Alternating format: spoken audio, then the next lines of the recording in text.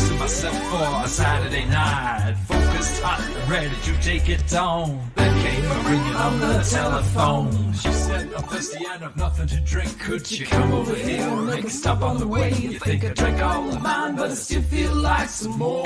If you're bringing my juice, well, blow your mind. Explore. And all seemed okay. It's not like I'm making it every day. But I got an issue with you drinking me dry. So I'm gonna have to scratch you, honey. Bye, bye, bye. From the east side, from the east side. Bye, bye, bye. East side, from the east side. Bye, bye, bye. East side, from the east side. Bye, bye, bye.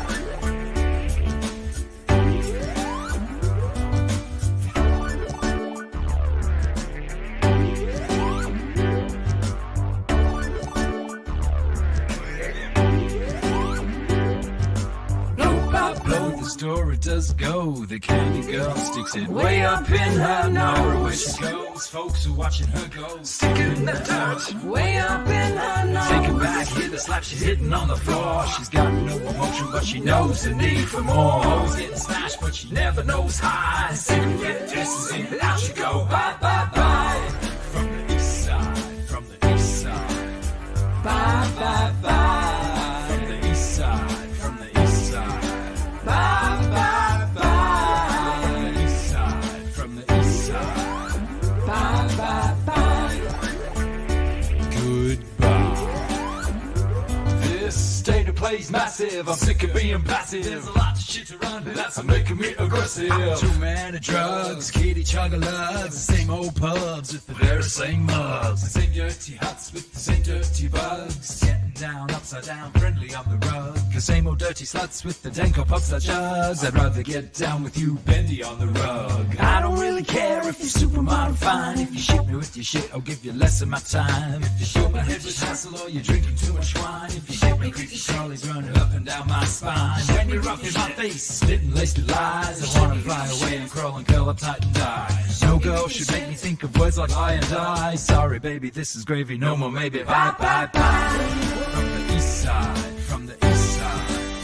Bye, bye, bye. From the east side, from the east side. Bye, bye, bye. From the east side, from the east side. Bye, bye, bye.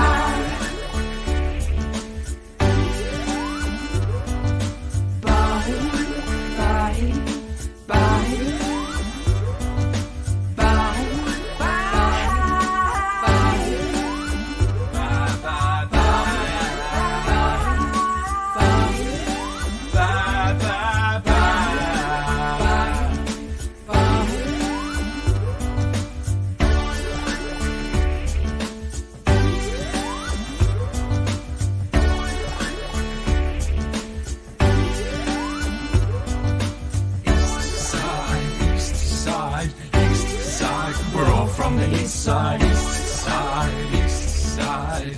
Your mum's from the east side. I saw your mum over on the east side. She was selling fun to the kids. I saw your mum over on the east side doing favors for all the pigs. We're all from the east side. I saw your mum on the east side.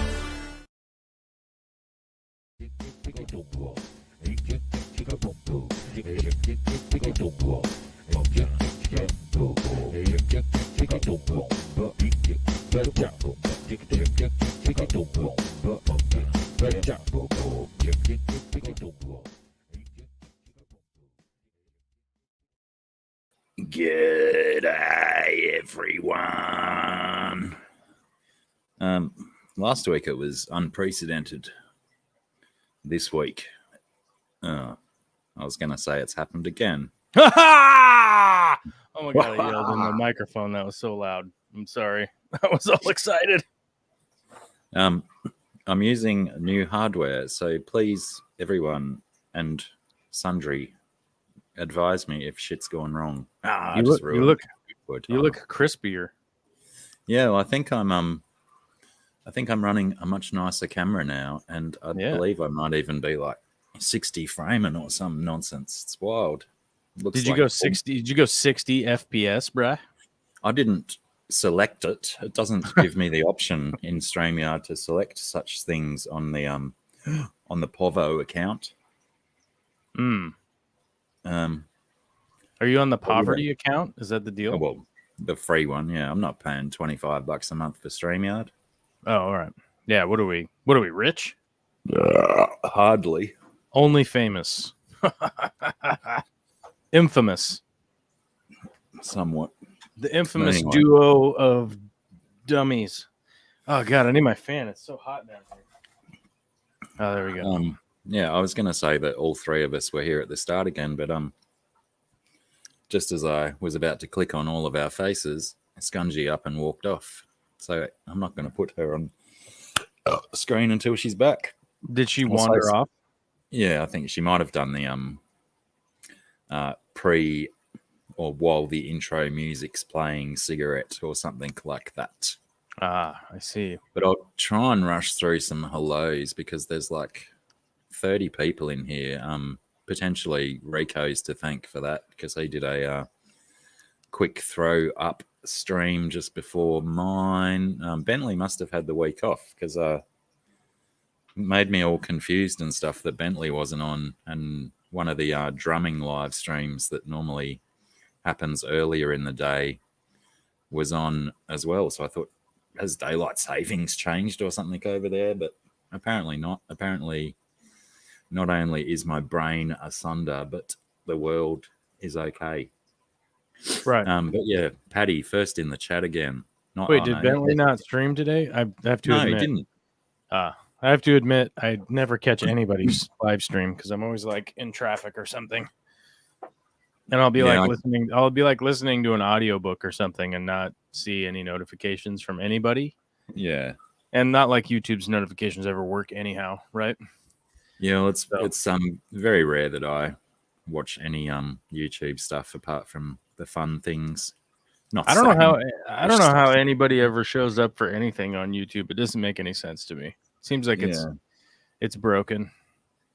YouTube's notification game is not that strong. It's not strong. It's not strong. But anyway, Paddy's back in the race for the amassing of buckets of kudos. Back at number 1, S. Just missed out by the look of it. Oh, no, not just. Like 7 minutes. S, you need to pick up your game.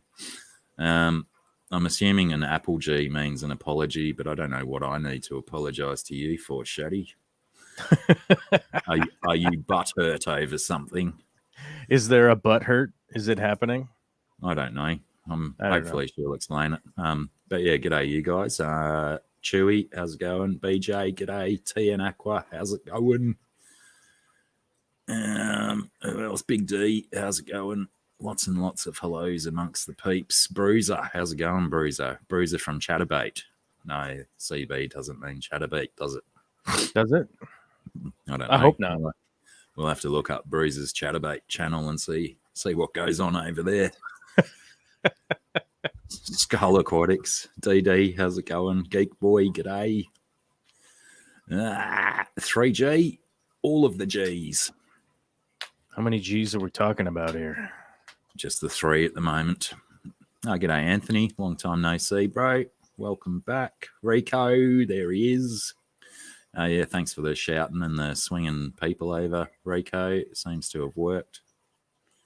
Might have pissed someone off already. Someone's left. Monster Fish Gal, how's it going? Rounded Rob. G'day, Rob. Somebody left. Somebody bailed out. Wait, somebody left? Yeah, probably when I said shit. I might have offended someone. Rounded Rob. There's a name I haven't heard in a long time. Well, a few weeks probably. I think I saw a notification for a video not long back. Who else have I missed? I don't mean to miss people. Scott Aquatics. G'day, Scotty. Oh, look out. There we go. Oh, hang on. It's a princess. Hey,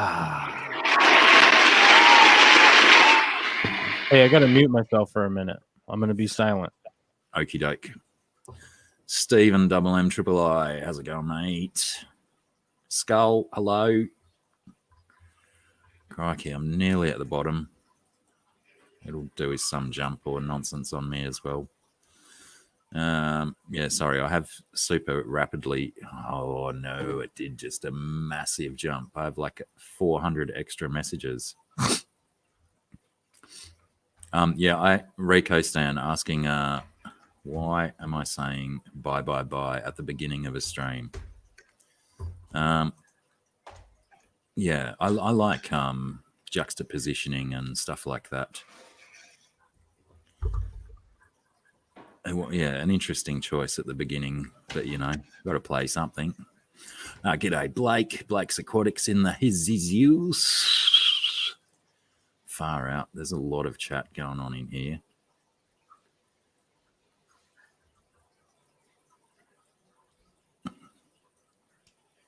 Well, yeah, I missed the whole whatever went on there, Rico Stan. We'll have to investigate. Or wait, what happened? Who left? Oh no. I just when I was looking into Rico Stan's live stream just before this one started, there was Rico did a live stream, I think, with Gary Lang or something, and they might have had some beef. But because, like I said, I know nothing of the situation. That is all I shall say about it, unless Rico says more in the chat about it and fills us in. Florida Fish here. G'day, Mike. How's it going? Lauren Ashley, how are you? Lauren, welcome. I'll be right back. All right, man.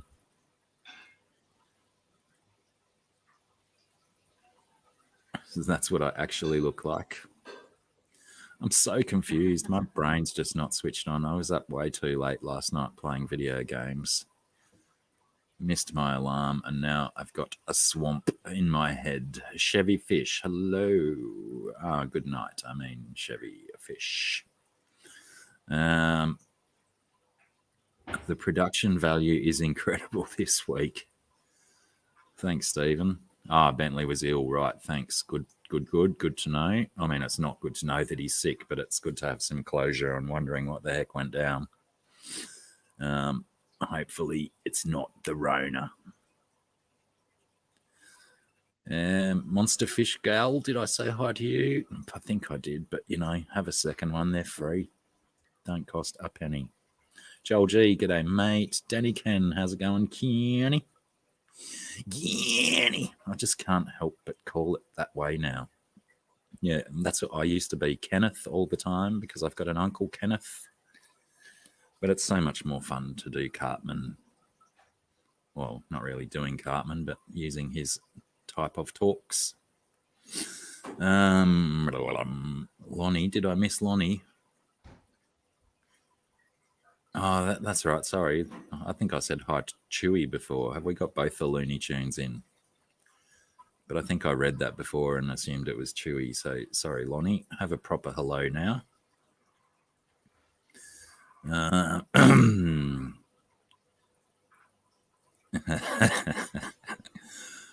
Tropico, how's it going? I may have been righto, Rico. Seen, read, and understood. Consider the subject dropped. It's because I was so late, Joel G. I've only showered in the last 45 minutes or something, so I've still got wet shower hair. If this wind keeps up, I'll probably be a fluffy bird's nest in no time flat. Anyway, I think I've made it to the bottom of the chat. If I've, I know Terry's Tropical Tanks, I missed you. If I've missed anyone else, I apologize. I'm being really rapid and sketchy through the chat. So anyway, what's going on, Scungy? What's happening in your world? As usual, not a lot. Not a lot? No. I like your shirt. Me too. It's one of my favorites, except that it's pink. So, but it's got a cute little bunny on it. But yeah, everyone knows that shirts really should be black. So realistically, yeah, but then it'd probably lose the impact of the squid tentacles. yeah, rabbit ears. They could have been in a different color. Yeah, I suppose. Mm, Annual that shower, would have nice been one. better. I'd like it reversed. I'll have the pink bunny on the black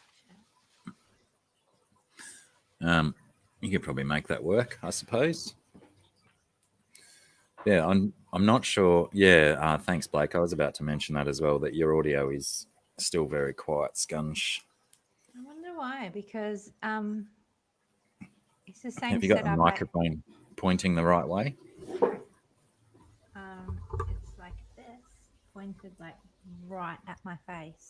Yeah. It's like That side with the light on it should be pointed at you. is that better? Much better.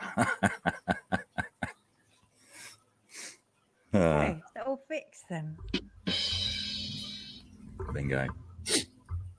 I forget what I was going to say. I'm so scattered right now. Yes. Hopefully, is that better for everyone? Can you sing the alphabet or something?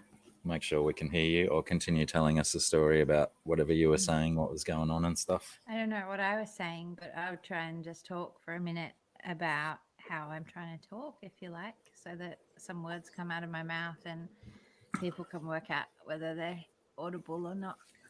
I've already started drawing. G'day, two Dougs. How's it going? Early. Yeah, you even from what I can hear, you sound about 2 or 3 times louder now, so much better. Excellent. But yeah, I'm not sure if I'm a fan of this new camera or not. It might give far too much detail of my face. I might have to wear a mask. Yeah, I think essentially, Blake, as Scungy and I discussed a little bit earlier, that, and BJ has reiterated as well, she's just such a mildly, softly spoken lady. Well, that's what I was saying, wasn't it? Yeah. I find it really hard to be loud. It sucks when, like, you have 3 boy children, and you're like not good at being loud. Hey, I've heard you. I've heard you be loud, Adam.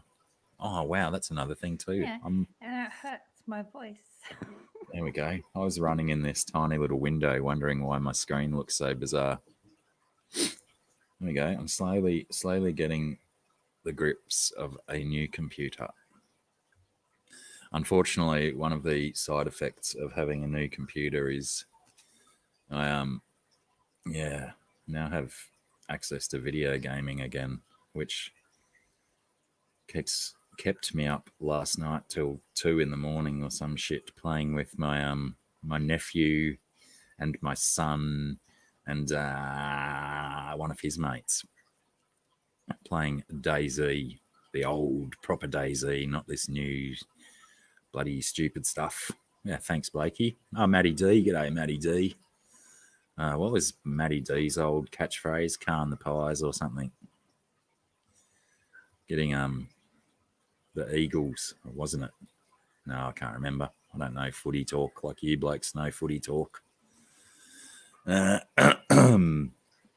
you say that, the only connections I have to that is the night when we were at Craig and Em's, and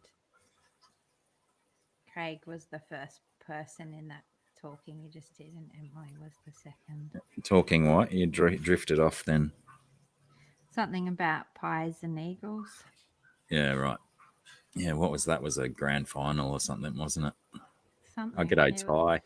He was very sad, and she was very gloaty.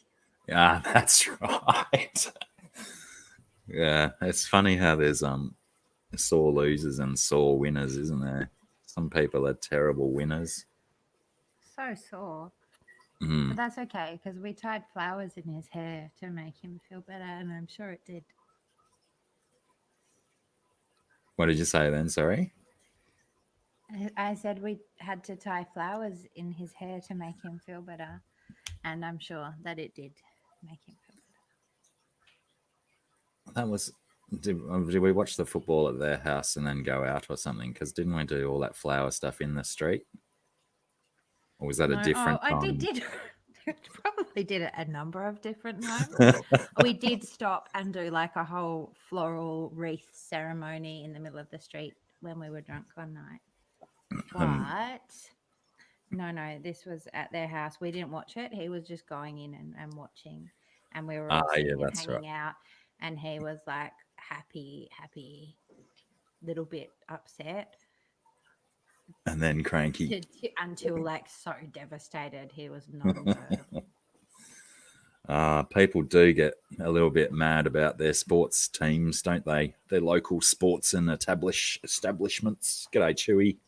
I said hello to you about 25 minutes ago, Chewy, but apparently you weren't here then. I got the Looney Tunes confused with the Chewy. Corvus is back with his big bloody jar. Do you want the news? All right, give us the news. Doctor. Mr. Chips. Mr. Chips is home. That's your dog, yeah? Your dog had issues? Yeah, he had his gallbladder removed and a biopsy and some other stuff. He's all shaved up. His gallbladder removed. Vet giving positive what's the word I'm after? Prognosis. Is he gonna pull through? They cut out they cut out parts of his body on the inside. Yeah. So we'll see. Yeah. It's a waiting game, isn't it? Yeah. Has he got one of those special cones on? He doesn't have a cone on his head, which I have to admit I was kind of expecting a cone head situation. Yet there was none. What were you saying, Scungy? I was asking what sort of dog he was. He's Mr. Chips. You're going to have to get closer to your microphone again. Me? No, Sarah. Oh, I'm always screaming into the microphone. Yeah. I'll be like breaking people's earbuds with my screams. But what did you ask? What type of dog was Mr. Chip? Is Mr. Chips, sorry. Mr. Chips for that? I don't know. He's a weirdo. He's a weirdo dog. Yeah, I think I saw one of your pictures popped up somewhere of him. He kind of looks like a Chihuahua mini Foxy cross. Yeah, he's a weirdo. It's like well, we don't really know. Like, we don't know his breed. Like, we adopted him and he was old. Yeah, right. And so he's like, I don't know. I personally think he's part blue heeler, and then I think he's a lot of rat terrier. I think a rat terrier and a blue heeler had a pup. Yeah, right. Yeah. It's but I did have a dog who got hit by a car, and she had some wounds and injuries, and they put the bucket on her head. Mm-hmm. And she just continued getting worse and worse and worse. And then they were like, she's not going to make it. Like, she's at the point now where she's not improving. So she's gonna go. So we took the bucket off, because if she's going to die anyway, she may as well be comfortable and not have a bucket on her head. So she started licking and picking at her wounds and improved and lived a long, healthy life. Ah. Yeah, I've always wondered about something in that. her saliva and her stuff dealing with her own wounds, whereas when she was prevented from that, it just wasn't healing. Yeah. I've always wondered about that, whether, it seems a very natural thing for an animal to do is to lick its own wounds, that it must have some benefit. But yeah, I think to a certain degree, but like if they start like chewing at stitches and stuff like that, it's obviously not good, healed. Yeah. And I think that, like, typically animals, if they were like to lick their wounds, which that's the old saying, right? Oftentimes that has to do with jagged wounds or puncture wounds, right? Mm-hmm. And so if you're talking about an incision, right, that's a much different healing process than a tearing or puncture wound. Like, for instance, a laceration often requires stitches and whatnot. Yeah, and there's like a lot of surgeries nowadays that they actually do tear because they find out that that heals better than a straight cut with stitches.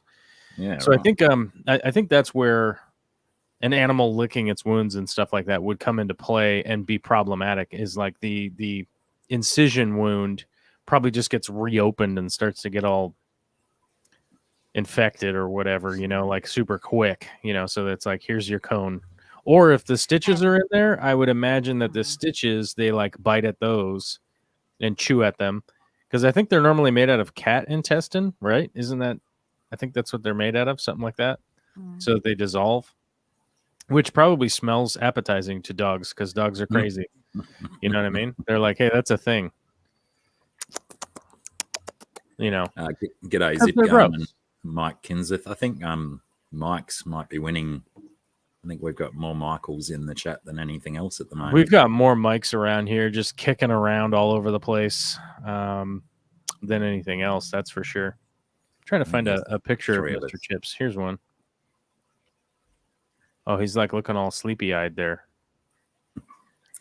Yeah, right. Yeah, I take back my Chihuahua thing.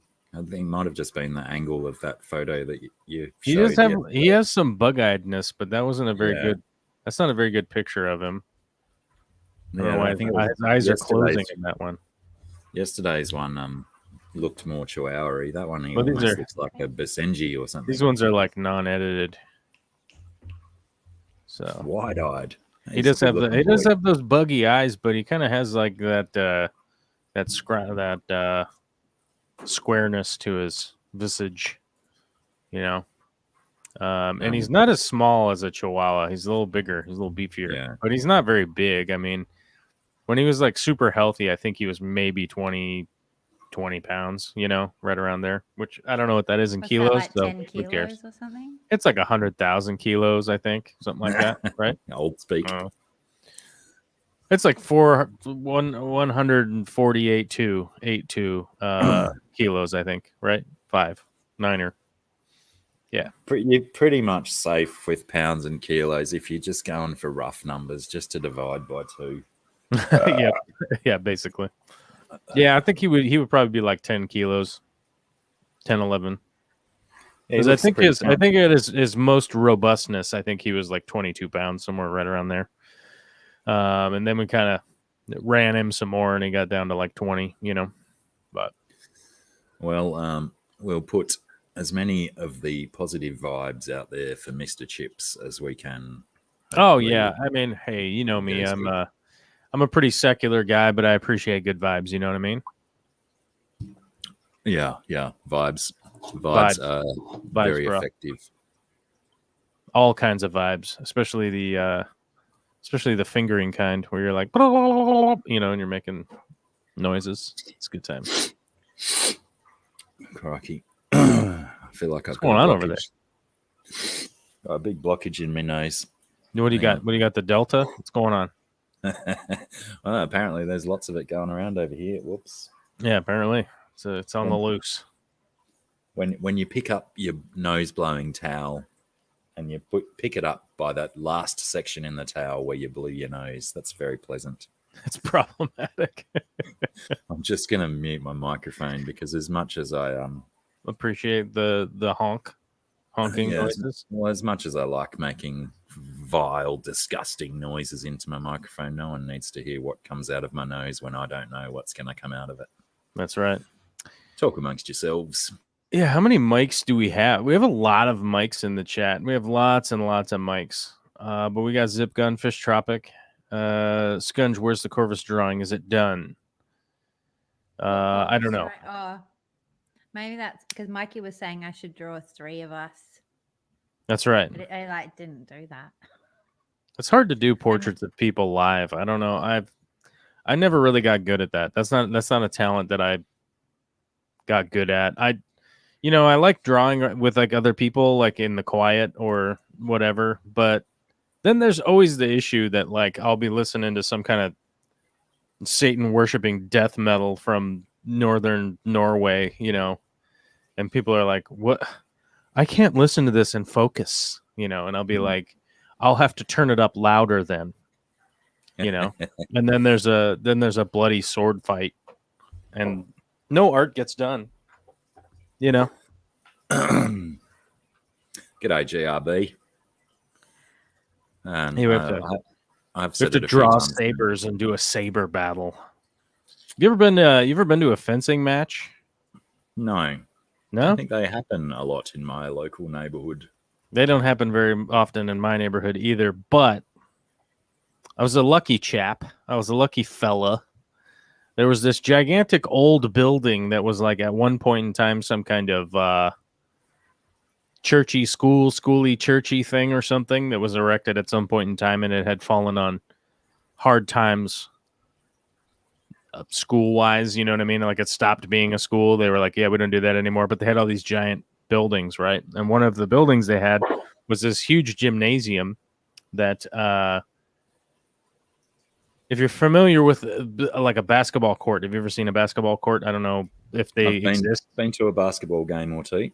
Perfect. So the wood floor like that, and then probably 6 of those in one room, one big like school gym. That's what it was. And so it as it turned out, like the one of the number one fencing persons in the, I don't even know what they're called. What is probably fencers or something, I don't know. But the Olympic team basically practiced there, which was only like 20 miles from my house when I was younger, right? And so a friend of mine decided that he was going to start fencing, and he started going to school at the fencing class that they had there that was basically like $20 a month or something. You know, you basically like showed up and they would whack you with swords, you know, kind of deal. Yeah. Because they're like, oh, hey, you're like a young guy, you know. We'll give you the teachings of the fencing the old way, you know. Yeah. I don't know. Which may start by getting flogged. Yeah, you just get flogged for years, you know, and eventually you can like defend yourself, I guess, via the motivation of stop taking a beating. And but from time to time, I would go there and watch the sport of fencing, and you realize that there's like a whole bunch of different styles of fencing, and you're like, "Are you sure? Are you sure this is for real?" And they're like, "Oh, there's lots of different styles and." There's the saber fencing, and then there's the epee and the whatever, and there's the little tiny foils, and the saber's like the big fat one, and they all like whack each other. It's just ridiculous. But the saber fighting, I would recommend to look that up on YouTube sometime, and you realize like I could see how, you know, 600 years ago you'd be some guy, and you'd be like strutting about town in the human feces covered streets of whatever European country that you were in, and you know you would have an interaction with another fellow that maybe was learned in the saber battle, and you realize like this guy's coming at you like a whirling dervish, whacking at you with this sword. If you weren't ready, you know what I mean? Like if you weren't ready, they would just cut you up real fast. And then that would be the end of that. Yes, it was a popular skill back in the day when the sword was the weapon of choice for most humans. That's right. When libertarians ruled the world. Fencing is still in the Olympics, right? I think so. I mean, it's pretty out there like curling, you know. Yeah. Well, I thought they only did the epées in the Olympics, but do they do more than the one type of sword in the Olympics? I think there's 2. I think there's saber and epée, I think. Yeah, right. But it's only to the point, and they have those buzzers and stuff, and it just seems limited in its intended violence, you know what I mean? Well, it's like a lot of martial arts and stuff as well. It's like you've got to face off and say, we're fighting under these rules right now. If you don't fight under these rules, you can't fish. You can't fish hook, you know. Yeah, there's how are you going to learn? How are you going to learn to defend yourself from the fish hook? Okay, if your martial arts has never trained you to defend against the fish hook, hello, because it's like it's in the rules, guys. You're like, you're just out and about in town in a feces covered street, and you run into a lout. A lout. And yeah, you wouldn't even have to slap with the back of your glove. You get in a rout of fisticuffs, and next thing you know, you've been fish hooked. Tropico, did I pick and flick? No, I blued and chewed. That's right.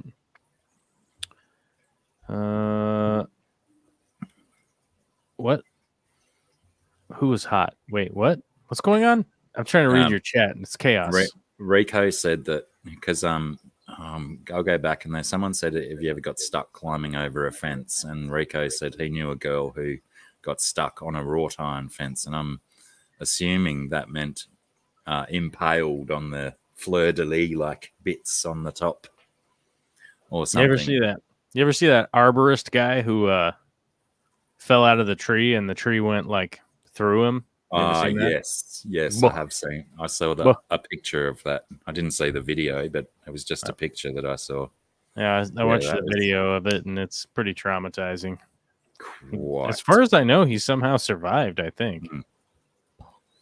Yeah, well, luckily, all of that tree missed the important stuff. Somehow, yeah. But I would imagine he's probably wandering around with some form of colostomy bag or... Well, S has a good point here. So eye gouging should be reinstated by sports commissions. Yes, I think so. I think rules tend to I was combat sports. I was wrestling around with my with my cousin who's a Marine, and you gotta realize that like all the pressure point gouging and fish hooking and eye gouging and all that stuff. It's like you remember like. That happens in the street, man, and that's all legal, You start to remember, like, hey, man, what are you cheating? And it's like, there's no cheating here, Yeah, that's right. Do what you do to survive in the streets. Yeah, if you start wrestling with the military, you'll remember there's no holds barred, Yeah. I used to enjoy the old pressure point gouging. That was very effective tactic. The armpit one is the craziest one. Somebody gets you real good on that one. It's like your arm goes all numb and weird. I actually really hate that one because I have like super, as Scungy can probably attest to, I have super ticklish armpits. Oh, so I've endured some armpit gouges before where I'm madly giggling at the same time as being in intense pain. Yeah, not fun. I cannot handle my armpits being fiddled with too much. That's a no-go zone for you. Well, I mean, I think Scungy still likes to get me occasionally there whenever she thinks about it. Sounds criminal. Oh no, you have no idea the self-restraint that I am. Also, my other bad one is like I can poke myself around the ribs, but if anyone, you come up behind people and grab them by the ribs. Mm-hmm. Yeah, that one gets me super bad as well. G'day, fish keeping Jamaica. Long time no see, Raleigh. How those West Indian cricketers go this morning, mate? Not too hot, it looks like, but they flogged us in the other ones. What was I saying? Oh yeah, I had. Going back, I don't know, early 20s, I had some dude came up behind me and did that one as a nice, funny trick, and I just did the swung backwards with my elbow, and I knocked him out onto the ground. That was the severity of my reaction. With the flying elbow. Probably very, very lucky that he didn't, fall backwards and land on the back of his head and die. Yeah, that's the good thing. That happens more often than I think people realize. Very, very interesting that the words Iron Maiden have been brought up in the chat. Daniel Velez, well done. It was the fencing that led us here because Bruce Dickinson, like Daniel says, was quality fencer. And g'day, Daniel. Sorry, I didn't even see you come in until then. Have you seen any of the news about the recent Iron Maiden goings on? No. Either of you guys? I don't think so. What's happening? They've been teasing for like about a month now, little tricky things about a new record that's coming out. Oh. And I don't know if it was yesterday or just this morning. They released their new music video, and it's the Belzevaz's Feast or something. The writing's on the wall. I've not seen it. Yeah, very. I mean, it's. Is it good? Does it shred? Is it shredded? It's almost country rockish. The intro riffs and stuff. It's pretty interesting, but the music video goes for about 6 or 7 minutes.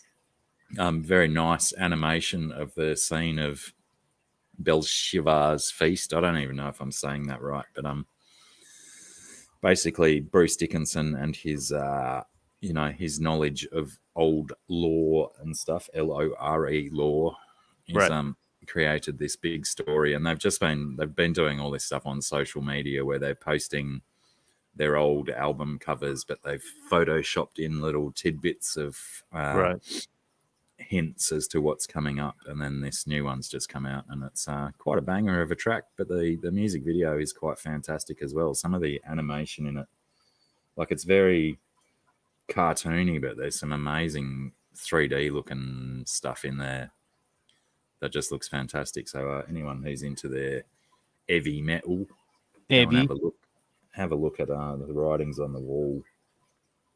Actually, I don't know if the song's called The Writings on the Wall or if the album is The Writings on the Wall, because it's a reference to an old biblical thing where the writings on the wall comes from, because they found writings on a wall in some tomb or something, and it was a reference to this feast.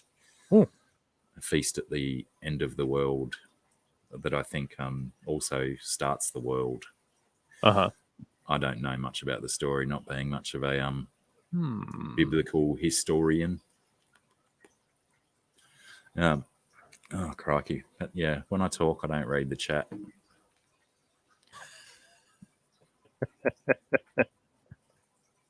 Is there a problem without reading the chat? Who are you talking to? No. I started reading stuff, and then when I talk, I don't read anymore, and then I go back to it and go, oh shit, there's like 19 new comments, and I don't know where they've gone. Yeah. What train of thought they've gone down? Probably you never the know. same one that Scungy went down. I don't know where she disappeared to. And she run off. Maybe she hates Iron Maiden or any talk of Iron Maiden. Could be. Maybe possible. It was too much fencing talk. Oh, don't blame me. Don't blame me. Mine was super interesting. My anecdotal story about having seen people fence was super good. Okay? It was real good. Real good. Crikey. I'm going to take a second to go back and try and read stuff. You know you what? Are. No, I'm not. Oh, that's where Scungy went. She went to get another drink. Another drink. I just missed as you left, Scungy. Your microphone's muted, love. Oh, she's muted. The funny thing is, when I just spoke, I spoke without sound. I was like, You're just silently speaking. yeah. I like it. It's a new technique. Yeah, it makes sure that your audience is really paying attention, because then they're forced to read lips, isn't it? I was just repeating what I heard.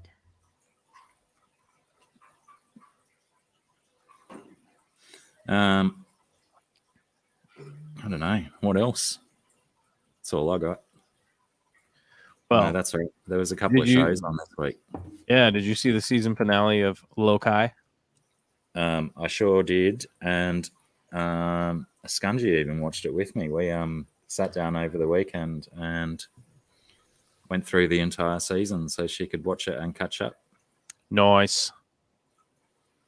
So yeah, we pretty much watched all of Loki in it was one night. Did we do it in one night, or did we do it across 2 nights? We did it across 2 nights. Well, see, I remember people getting all pissed. They got all pee pantsy on me, you know, because I was like, that Tomorrow War movie with the Pratt fella was awful. It was so abysmally awful, and it was driving me nuts how awful it was. And then I would see people like, "Watch that movie; it was really good." And it was like, these are the Fast and the Furious fans. It has to be. This has to be the Fast and Furious fan franchise fans. You know what movie are you talking about?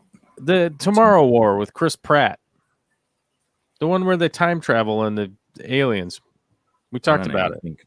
The only thing I know about it is that I think I follow the artist who designed some monsters or something. Does it have monsters in it? Yeah, it has aliens. Okay. I don't think, maybe you didn't watch it and I just told you how bad it was, but people were getting all pee pantsy. Yeah, right. They were getting all pee pantsy because I was like, it sucks so bad and it was awful. Right. Yeah. You know, I haven't watched it. And then, you know, and then people were like, well, you can't, it was fun. You know, and I'm like, whatever. Okay.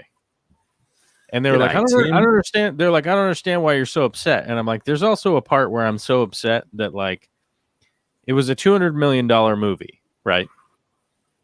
That was the budget. They spent $200 million making that film. Mm-hmm. And I was like, you could have given Dr. Black and myself 1/100th of the budget. And we could have made like 3 movies that were better than that one, right?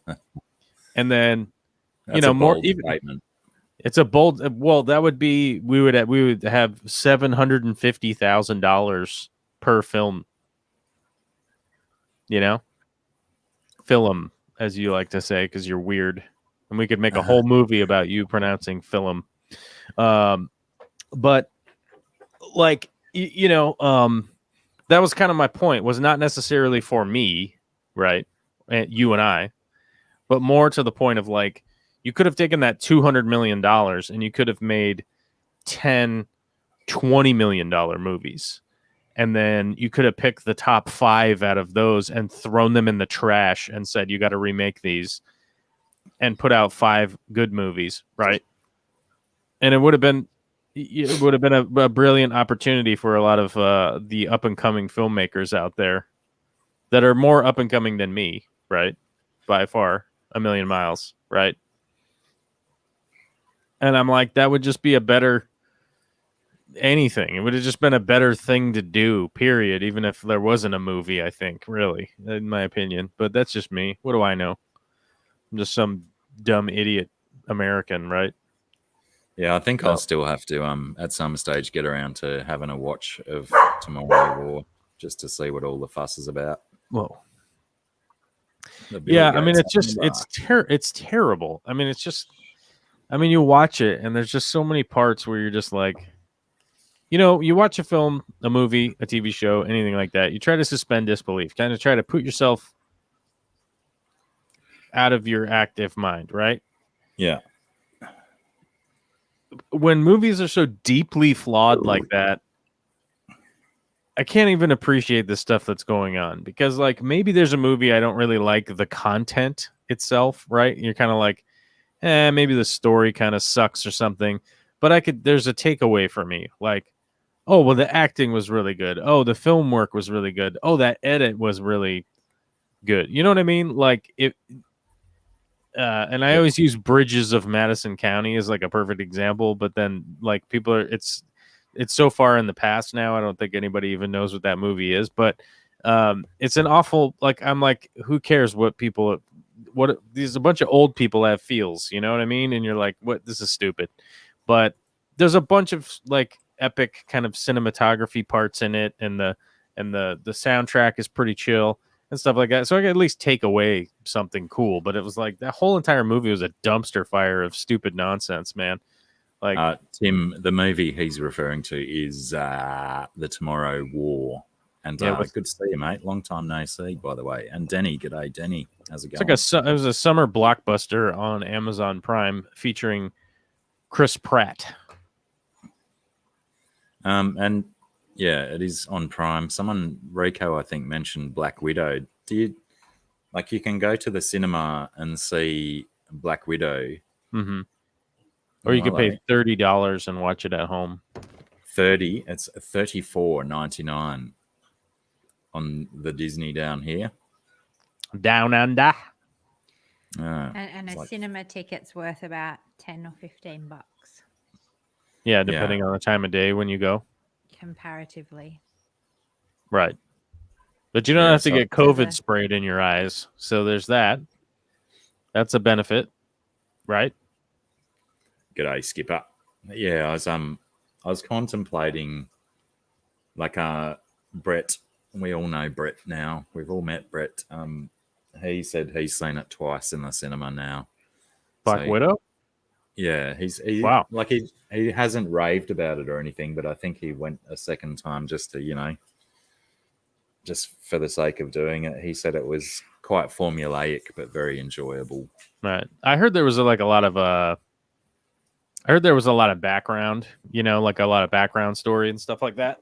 Yeah, I think they've probably got to do that because not everyone who's everybody's like confused in the chat. Okay, it's $30 to watch it at home while it's in the theater. Yeah. So it's in the theater right now, and if you want to watch it at home, you're going to pay a premium to watch it right now, and then eventually it will just be on the service. On top of your regular subscription fees that you're right. Pay. It's like you're paying a movie rental from home, And I don't advocate people pirating anything like that. So, it just is what it is. Then I look around with my weird eyes, I just think but when it's cost for streaming, then if you just have like a little bit of patience, you'll have exactly the same experience like a month from now if you just hold on. Yeah. You're paying for like early admission basically because it's in the theater and the theater costs like $15 to go see it. And so I mean, I don't know. I mean, I know Big D is saying, "Oh hell no," but like if there was an epic basketball movie or something, he would probably pay $30 for that. I would probably pay it if it was something that I really, really, really wanted to see and thought was likely that I'd want to watch it multiple times. So yeah, if there was like I couldn't wait for it. Well, actually, I know a literal translation. Like, how much is the college football package to pay for to watch college football games? I'm not sure how much it is, but I think it's like $150 or something like that. Yeah, Jesus, you got to be a dedicated fan then, isn't it? Right. Like yearly, you mean? Something like that, yeah. Oh, I guess it's only a season, isn't it? It doesn't go all year. It doesn't go all year, yeah. Half a year and a little bit. Because I remember, but that's the thing. It's like Conor McGregor punches somebody in a UFC fight that you can watch like 10 minutes after it ended on YouTube. And people pay like, what, $69.99 to watch that? The UFC fight card, I mean, stuff just costs money, right? That's just kind of how it works. Yeah. Or you can pirate it, I guess, but that's up to you. I don't know. Thank goodness for illegal streaming sites for the fights. Yeah. Because I can't justify paying for the fights. It's ridiculous. I just wait till they're after and look at the scorecard. That's all. I mean, if there's a real highlight, somebody will play it on ESPN or whatever, That was a fairly brutal finish to the last Conor McGregor fight, though. I was watching that one live. Didn't pay for it, though. I can hear the FBI coming now. They'll be headed your way immediately. Post haste. But yeah, I can, like, say for example that Black Widow. I could justify paying $35 for it. Oh, hello. Why am I echoing?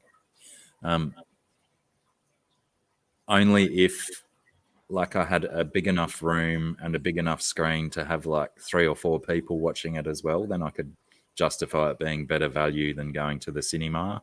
Yeah, that's the thing. I mean, if you have a family at home and you want to watch a movie, I mean, kind of how it goes. I mean, that's basically what they're counting on, is that people that really want to see it right now, and maybe they don't want to go to the theater or whatever, but like it'll be free in a couple months, a month or two or whatever. Yeah, I'm quite happy to wait for Marvel movies. I'm not a huge Marvel fan or anything, so except for I mean, Loki. I'm a big Marvel fan, but some of the new stuff I'm just uninterested in. One of the things that always kind of frustrated me was that like every movie was about Wolverine, even though I love Wolverine. Seems like every X-Men movie was about Wolverine, and then every other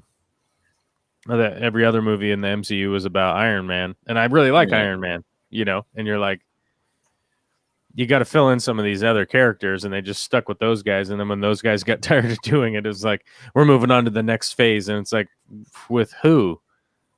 Like, oh, the Falcon. And you're like, okay, the Winter Soldier. You mean like, you mean like Captain America's like friend? Who cares? This is dumb. Oh, they're in the same show. Okay. What? All right. But anyway, that was a fairly massive digression from talking about Loki, wasn't it? Well, yeah, because there was also the Thor movies, but the Thor movies were like so far apart and whatnot. And then they started incorporating them into the MCU when Taika Waititi took over and did the Ragnarok and stuff, really started weaving it all together, Yeah, I still think that's the only Thor movie I've seen is the Ragnarok one, but I don't even remember it really. I might have been stoned or drunk when I watched it or something. Right. It's pretty good. Surprisingly to everyone. Did Scungy just mouth the word surprisingly as well? I said might have. Said what? Might have. Right. Yeah. Not at all, sarcastically or sardonically, whatever sardonically means. Yeah, it was very enjoyable, the Loki show, and I eagerly anticipate the next 6 episodes whenever they're going to happen. Yeah, from what I could tell, I think the pickups are already starting on that. So, I mean, it's pretty clear. I mean, initially they said, "Oh, it's only a 6-episode thing." Yeah, I think, and by the time it was done, they had already like started to sign people up for the next season. They're like, "Oh, yeah, we should do more of that." Yeah. I think typical Disney fashion, they saw that it was getting raved about, so they jumped at the chance. What were you going to say, Scungy? Don't know. Yeah, you went and then stopped. Yeah, maybe. Oh yeah, the new Thor is She-Thor. But isn't it is it Natalie Portman who plays the girl Thor, Lady Thor, yeah. Miss Thor? Oh yeah, I'm gonna watch that one. Thorina. I forget. It's I forget what the actual term is. Is it She-Thor or something like that? I don't know. Yeah, I don't know. Schwar.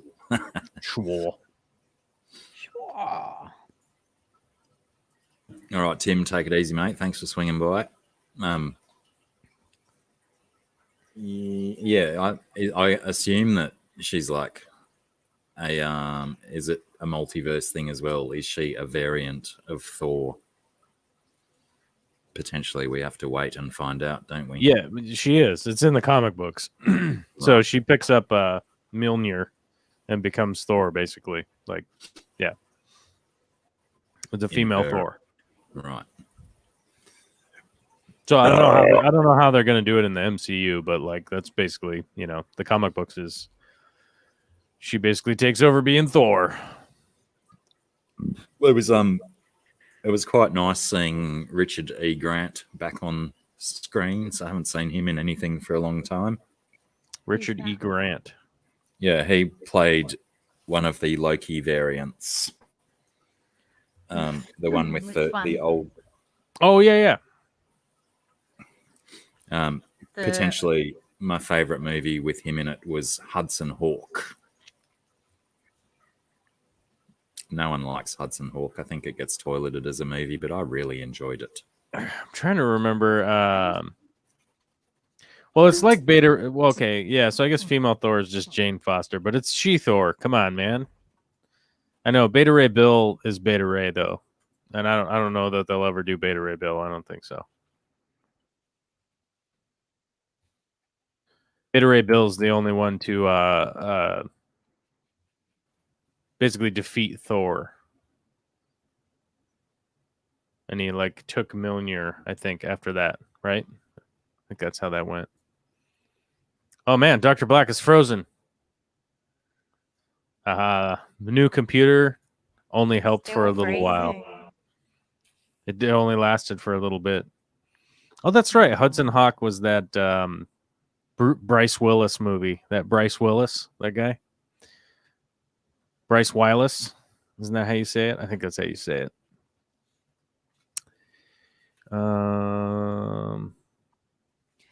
Yeah, I thought he was giving me the stink eye too. I thought he was just giving me the stink eye. Oh, there's Daniken. Say beforehand that his internet was being a penis, so a penis. That's what he said. Language, guys. Gosh, it's all right. It's the right science word, so it's not bad language. That's true. That's very true.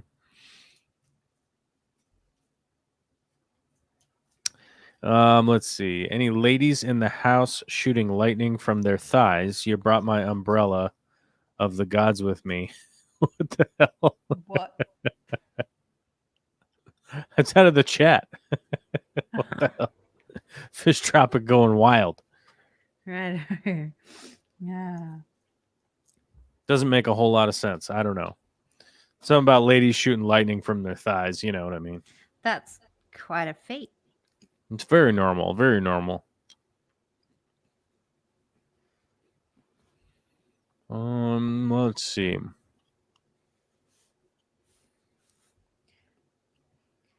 I really like movies and stuff, but whenever I'm hearing you guys talking, I just think we've been in like different worlds for viewing. I don't know, or different. I don't ever know any of the actors or any of the movies.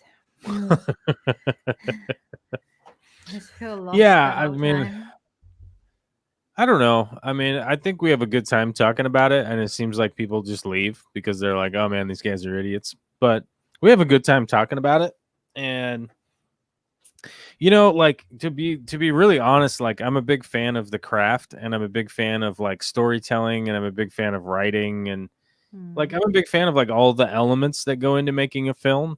Yeah. I guess other than the acting part, I feel like the acting part isn't all that important to me, but you know what I mean.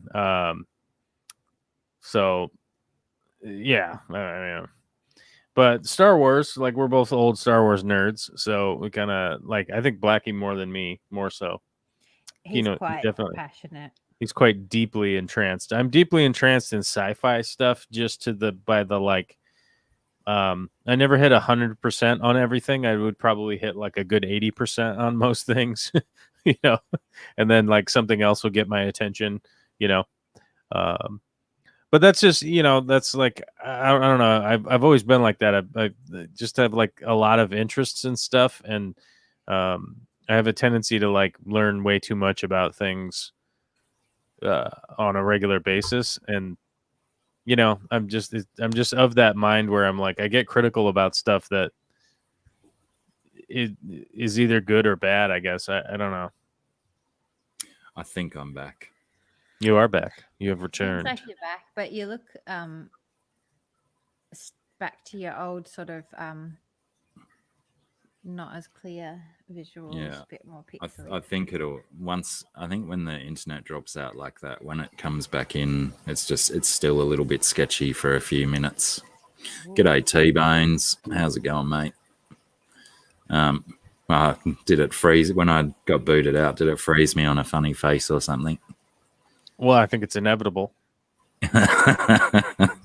That's and I'm suppose I'm constantly doing silly faces, aren't I? I just naturally blessed with a silly face. Pretty much. Yeah. So so a good point is that like Fish Tropic brought up like cameras, etc. Like that's a good example of. So like I'll watch a movie and then I want to find out what camera they shot it on and like who was the editor. Even though I can never remember their names, I'm very, very rarely can I ever remember the names of anybody. But then it's like, oh, that's the guy that did that and that and that. Oh, cool. Okay, that makes sense because I liked all those things. You know, I can definitely get into that sort of aspect of it, but it has to be something that first has sparked me enough to do so. Right. And I find that a lot of the mainstream stuff coming out just doesn't have enough, whatever it is that Depth. I am hungry for isn't there. It all is like, it's just the same. And like, sure, there it's like a little, yeah, it's all the same. Right. I want something that you watch it and it makes you feel fucking weird, right? Okay. It leaves you like reassessing something in your brain and the way that you're perceiving things, and that's what I want. And because film has an absolute capacity to do these really strange things to us, because it's not even just like an image. You know, we can look at artwork and stuff, but when it's a film and it takes you through that whole story, so it can lull you in and make you vulnerable to things, and then it can do so much to people. And then so many people make films just to be like about explosions and cool guys and sexy girls, and like that's just fucking not doing it for me personally. Just for me, not enough to make me like intrigued and want to find out more about it. But when it's one of those ones that does really touch me, then I want to investigate all of the aspects. I want to find out all the people and all the techniques and what are the stories behind it and all of that stuff. Right. So like sci-fi stuff does that for me. Like comic book stuff does that for me. Fantasy stuff does that. Like I like all those genres pretty much without a big deal. GRB Aquatics says American History X left me feeling spent at the end. Yeah, I mean, I saw that movie in the theater. That film in the theater. I cried at the end, especially because, like, at the age I was in, I was basically in between the two groups that were featured in that film. Yeah, that was pretty brutal. So that you movie. Felt that you could connect with both of them, that they were both relevant to your. Yeah, I was. I mean, for a period of time in my life, I was the go-between between both kind of groups, sort of like Edward Norton's character and the kid. I haven't seen it. Oh, okay. So Edward Norton is a neo-Nazi in Southern California. After his father is killed by some gang members, he becomes a neo-Nazi at like a very young 16, 17 years old, something like that.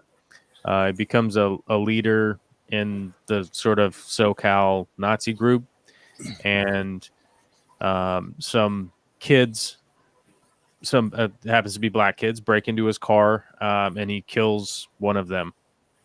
And it's pretty egregious and on purpose. It's purposeful. It's not to defend his property. Well, it's under the guise of defending his property, but he actually kills somebody in a very gruesome manner. And he goes to prison. And while he's in prison, his little brother becomes a Nazi like him. And while he's in prison for, I don't know, he got, I forget how long he was in prison, but they basically were lenient on him. So I think he was in for like 8 years or something like that. By the time he gets out, he's not quite 30 or something like maybe now he's like 28 or something, or 30. He's still fairly young, and he becomes reformed in prison by his sort of self-motivation and realizing that he was wrong. and much to his detriment while in prison, to the point where he is raped and beaten up by the Nazis that took him in prison. And eventually he ends up, he befriends a black guy and realizes, like, wait a minute, all this stuff that I thought was incorrect, blah blah blah, and then he's basically raped and beaten and whatnot by the Nazis there in prison, and he just kept assuming that he was going to die day after day. Blah, blah, blah. It's a long story, but then he gets out at the end, and his little brother has fallen in with the same Nazi group from the elder, like, leader guy who's been basically, weaving this evil into these Southern California kids. G'day, Holly, and g'day, brothers. How's it going? And the end of it is, it's not a happy ending. I'll put it that way. But you should watch the film. It's a fantastic. It's very well made, and it really, with how well it was made, it does really tell you it gives you a full story, and it doesn't sugarcoat it. There's no prince and princess roll off into the night, off into the sunset, or any of that nonsense. It's literally, I think it's a solid description of some things that would definitely happen. Because I mean, I think it was loosely based on true events that happened. I don't know that anybody was a specific character or anything like that, but the ongoings and a lot of the trials and tribulations of American culture, and I think it would be fairly easy to recognize a lot of the themes probably from an Australian standpoint. Also, I don't think no doubt. I think I'm probably due for a rewatch of that, so potentially it's something we can pencil in, Scungy, for a future viewing. It's good to have things lined up, isn't it? Yeah, instead of sitting on the Netflix screen looking for 27 minutes before you actually find something. G'day, Jess. Have you noticed that Netflix puts a thing in there now that just says, "Would you like us to just play something?" Have you seen that button? Yeah. Do you have that? Yeah. Yeah, I'm I like, believe so, get the hell out of here, man. Like, I don't know, put something up here I want to click on, But I think so many people do get pissed off at that, half an hour sitting there trying to select something to watch, that I think a lot of people will just say, yeah, well, I can't decide, so you decide, and I'll just sit here and watch it. And then they can switch off in 5 minutes if it's shit. Yeah, I guess it's just a sign of the times, just how, I don't know. How about just turn the TV off if you can't figure out anything to watch? But it's a lot harder to just switch it off when you have so many things on offer. And you have no idea. One of those things that are out there that you don't expect might be something amazing that you just love that you got to see. But how do you pick it from, like, a title and a little picture? You can't really know. And that's one of the things I really miss about old TV, where you just turned on the TV and you've got a couple of channels, and if there's not anything you like, then you turn it off because you've seen everything that they have to offer, and so you can turn it off, or you get sucked into something that you might otherwise not have watched, But when I've got Netflix, I really just want to choose something that's I'm really going to enjoy. I'm not prepared to commit to something and go, oh, I'll watch that, even though, like, it's not very appealing to me. Yeah. Just on spec. Yeah. I have all this power, but no power at all. Did I say hi to Jess? Sorry, Jess, if I didn't. Hi, Jess. Yeah, I mean, I get where you're coming from. I wish there was kind of like a curated, like, this is what's coming out this month or this week or something that you could look through. That was a little bit more intuitive. Like there used to be that, like, evening magazine thing or whatever the hell that was called, the TV magazine, where it would be like, you could flip through the week and it would show you all the things that were coming out. Like, I bet you there's an online version of that or something, but I think these days with like you said, with so many things coming out, it's like I don't know how you would curate that for somebody, and I think Netflix tries to do that the same way that it's along the same lines of like that's what YouTube tries to do, that's what Amazon tries to do, that's what every Disney Plus, they all try to like push something up that they think you want to watch, and it's sort of like I mean, for somebody like me, you can't really show me, you can't really post up videos from like 20 years ago, like, hey, do you think you want to watch this? And it's like, well, I don't want to watch Spaceballs for the 100 millionth time. I mean, I get why you would put that up there, but I don't actually want to watch that, kind of stuff. Actually, I'm due for a rewatch of Spaceballs too. It's probably, I mean, it probably, now that I think of it, Spaceballs was kind of a bad example. I would have probably clicked on that, but it's like I find that they just don't have me pegged, because the thing that I like about show A that I chose to watch isn't right. the categories that they've put it in. So then they suggest, well, you watched show A, so you must like all of these ones. And it's like, well, no, none of those actually have any of the things that I liked about that show. Yeah, I guess yeah. It's the drama of trying to pigeonhole human feelings and emotions based on things that we've done in the past. Right. It's hard to figure out like what was my motivation for watching this, like I'm like totally down with Rico's point as well. Like I get this as well. You buy something online, whether it be from Amazon or somewhere else, you've got the thing, but they keep advertising that same thing at you. It's like, I just freaking bought this 2 weeks ago. Why are you trying to advertise the same thing to me? Right. So they need to incorporate into their algorithm records of your actual purchases, because they just know you looked at it. So maybe you want to look that's at true. it more.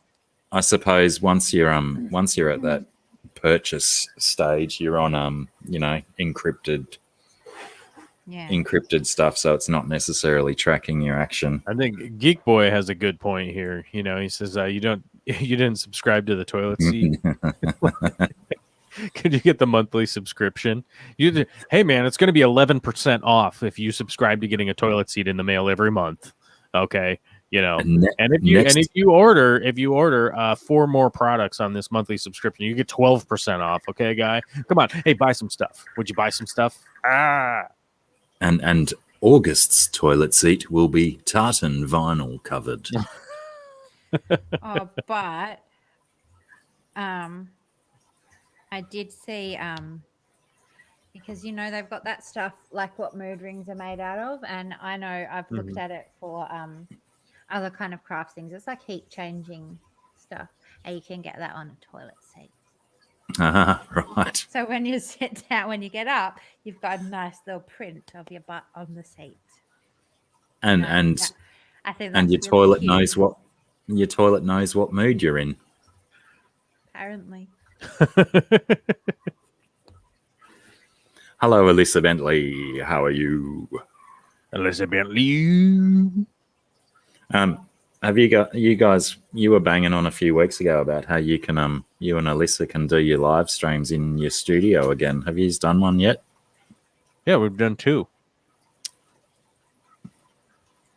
You're not paying attention. Good. Yeah, I'll just scapegoat the YouTube notification game being right. Slack again. Well, that's that notifications, man. If you don't get them, then you would never know. You would never know. Did you on yesterday? You did your live stream, yeah? Did you do that earlier than you would normally do it? You know what? I used to do it like 3:00 my time, and I've been kind of going around like 1 p.m. my time and stuff like that. So yeah, but I've just been kind of loose with the timing instead of like trying to occupy some kind of time slot. and just more going like, hey, when does it work for my schedule? Then I'm going to do it. Yeah, right. Yeah, I just noticed when I out of bed yesterday morning, I noticed that the notification I did have for your live stream, like sometimes when I get up on the Tuesday morning, my time, like you're either just finished or I might catch the last 5 minutes. But yeah, yesterday it was like, it seemed to be so many hours earlier. G'day, Natural. Love the thumbnail. Looks like the Nick Nolte mugshot. True.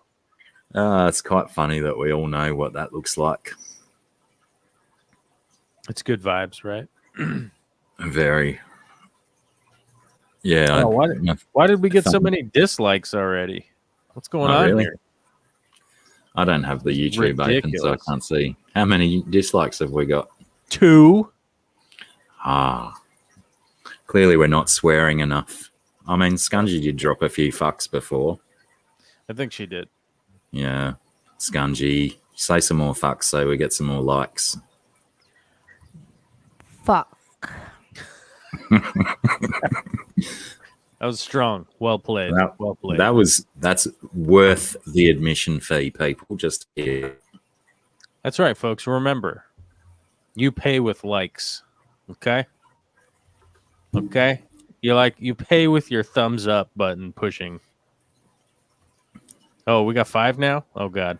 We've upped the ante. We went from 2 to 5. Yeah. Can we just get everyone who liked the live stream to change their like to a dislike, maybe? That's a good point. That would be extremely awesome, wouldn't it, though, if you had only dislikes and no likes at all? It would be good, but we could turn back time, you know. Idea. I don't know how it would really impressive. I don't know how it will affect my standings in the YouTube top 100 though. You don't want to lose your top 100. But you told me they like dislikes as much as they like likes. I think that's all fairly speculative. I think there's been so many different theories on that in the last 2 years that I've just given up on giving a fuck about whether they matter at all. Well, it's that whole thing of like interactive thing. If people are doing things on your, if they're hitting the like button or if they're watching for a long period of time or they're leaving comments or that kind of stuff, then it's engagement, and engagement is what the stupid algorithm wants, because that just means you're going to be more invested, and invested viewers watch lots of commercials, and then YouTube can sell all the commercial time forever. Oh my God. If you've triggered someone to push a button, you're still involved with them. You're getting them to react. Mm-hmm. So they must be paying attention. Ooh. Does anyone here like the Flintstones and want a new movie? No. Didn't they just do one recently with that Efron kitty or something? I don't know. I would say no. Yeah, I think I watched the John Goodman one, and yeah, I'd prefer probably just to go back to the cartoon. Yeah, it didn't inspire me. Never was really a fan of the show. I appreciate that it was, probably fairly groundbreaking in its time, but that was probably the 50s or 60s when it started, wasn't it? Right.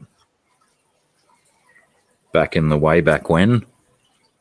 Back in the Wayback Machine. Yeah. I tried to avoid that because I think someone's got it trademarked, haven't they? I don't know. I don't know. Are we allowed to say words anymore? It's like, that's copyright infringement. Those words these are owned by Walmart. Walmart owns these words. You can't say them anymore. Oh, okay. Cancelled by Walmart. That's right. That too. I think about it when, the Cadbury chocolate, and it makes a clear point on all of the packaging to say that the color purple is trademarked. Yeah. Cadbury chocolate. They have you can't take their color. Maybe in Australia. You can't use the color purple. Maybe in Australia, not in America. We do what we want. America. Yeah, there was a America, land of purple paint. There was a fairly large lawsuit in, I think it was the late 90s or early 2000s, where Cadbury was taking on someone because they used exactly their shade of purple. And yeah, I don't know whether that was what triggered them trademarking that particular hue, or whether they already had it trademarked. But yeah, stupid. Yeah, and it's like ridiculous. A massive fucking company like that, oh, they don't make enough money, you know. Yeah, and I think it was that as well, that it was like a really tiny, like man pa business that they were picking on. Right. It's crazy stuff. Were they making like the eggs with the whatever that tinfoil, whatever that jizz that's inside there, that sugar jizz and the crappy chocolate? It's disgusting. Cream eggs. Yeah. Oh, we lost Blacky again, I think. He froze. I don't know. I'd go on record and say that Cadbury eggs are not good. They're gross. I mean, yeah, those cream eggs are pretty foul in my personal taste. Like, I don't know that I don't know that I ever have a vibe for like viscous liquid sugar, you know? I don't have a vibe. I don't have like a wow, let me Look, I'm pretty I don't know. You know, I like lots of things that are considered kind of health foody, and lots of the treats that are my favorite treats are just you know, not really stuff you can buy from the supermarket. But when I was a kid, you used to be able to buy these tubes, and like they were significant, maybe like this kind of thing, right? Okay. And they were full of gel, like sugar gel, right? In flavors, raspberry and blue and stuff. Yeah, but that's like that has like a and you just squeeze a bit of gel on your tongue and just eat it bit by bit. Right, but that's like having a tube of jam, you know what I mean? But like it has a flavor. Like the Cadbury egg just has sugar flavor. Like it doesn't have a flavor on the inside of it. It's just it's just like it's disgusting. I don't know. But then the milk chocolate around the outside is gross. I don't know, man. People like milk chocolate, and I just am like, ugh. I like dark chocolate. I like dark chocolate too. Yeah. I'm like, milk chocolate tastes like waxy garbage to me. Yeah, it is pretty gross because it's more sugary and you don't taste the actual chocolatiness, whereas dark chocolate's like rich and I feel like most of it is like artificial, you know what I mean? Like it has a real artificial waxy vibe to it. Yeah. No, I'm not a fan either. I mean, I get it. There are people out there that have different opinions, that they like things, and that's fine. Just not for me. Yeah.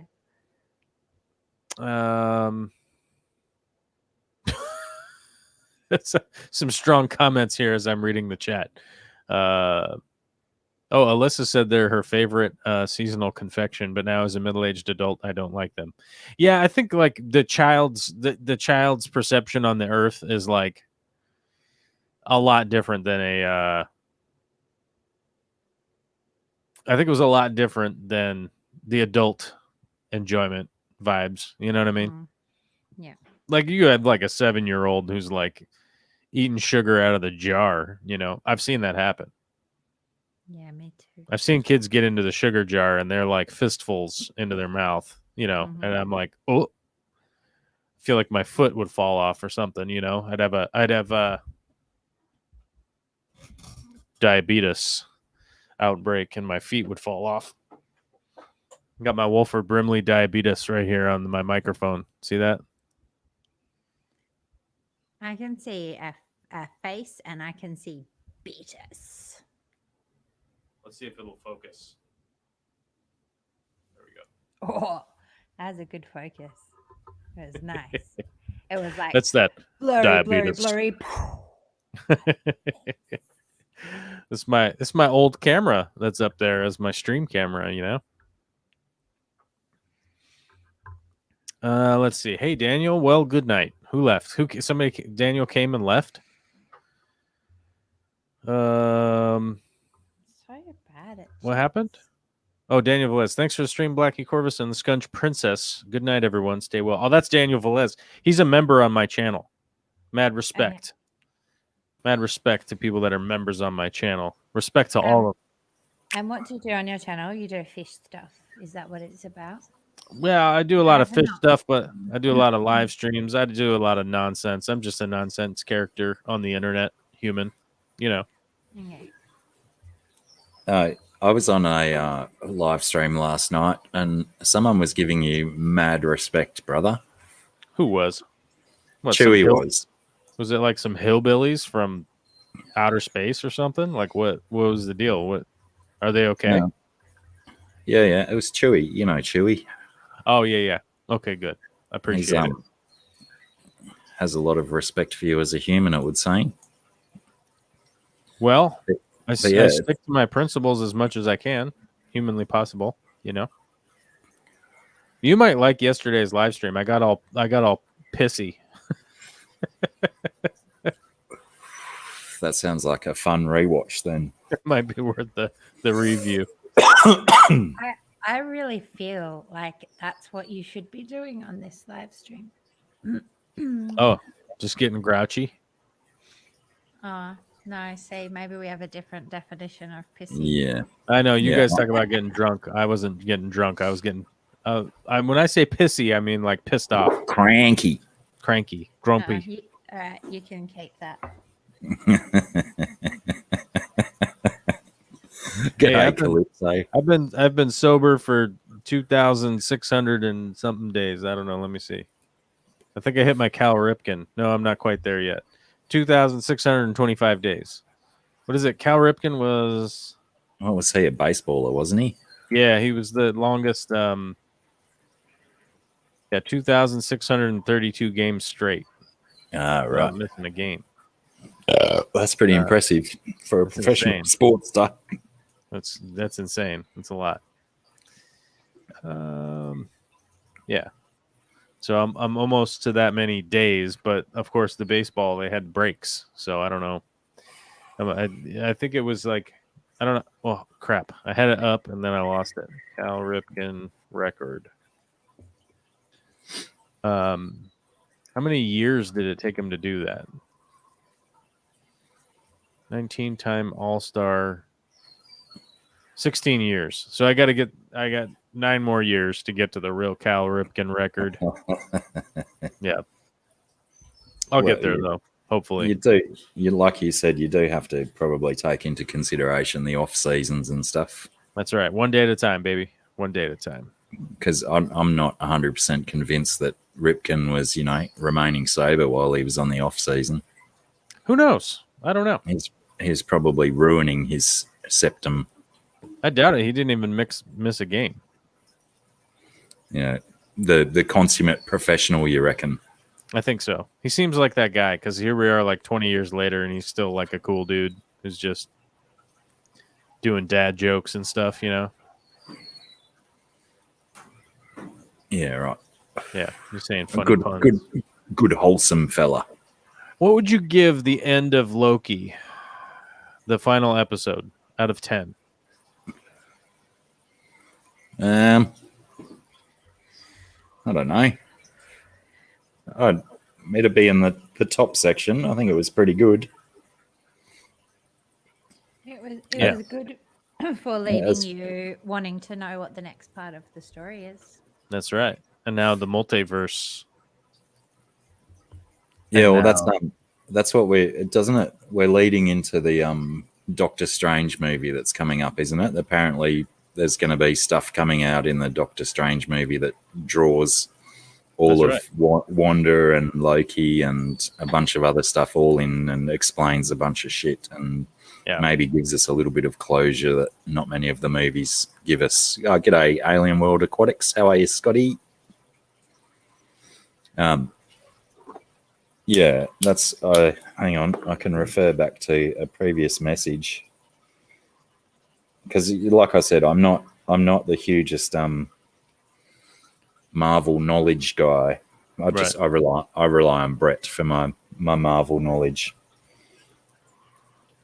But yeah, the last dude, what was he called? Kang. He Who Remains. He Who Remains. Is Kang the Conqueror or something?